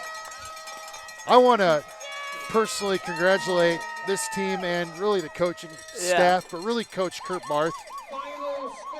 This is something that he deserves to get this win here. Again, 40-34 here at McKenzie Field. Eureka College defeats St. Scholastica Eureka College will move next week to To Martin Luther. A win, and they are in the postseason for the first time in 23 years. Yep. Nate, thoughts from you? It's a big time win for not even this season, but this program Yeah. and this college as a whole. Like, Yeah. everybody's here. Mark Vesteris is here. I mean, Dr. Wright's here. Yeah. Mike Murtaugh, everybody's here. Yeah, man, here, this is neat to see. I don't mean to interrupt you, but celebration on the field. Trayvon Moore's cramping up, but celebration on the field. You're right, Nate. Big. Let's get this announcement here. I'm not going off the air quite yet. Single game rushing record, LeAnthony Reasonover. 355 yards rushing. Wow. 355 for LeAnthony Wow. Reasonover. Unbelievable game for Eureka. Just So- an all-around great effort by the offense, defense, and special teams. I know. Unreal. 1,500 yards plus for Lee Reasonover 1,502 yards. on the season. He breaks the single season record, the single game record, and the all-time rushing record today. Big And game. he has another year, Nate. So the bottom line, Eureka will move on, and they will look for playoffs next week. A win over Martin Luther will get that for them. So congratulations to the Eureka Red Devils. Thank you for joining us online you. today. And I we- know, Nate, I've enjoyed broadcasting with you a couple times this season. It's been a joy, and I know we have had some trouble, but it's been fun to do it. Been fun to do, especially this year, since Yes. it's just been ridiculous. Anyhow, Nathan Church, Traditions and Zimmerman saying, thank you for tuning in and joining us, and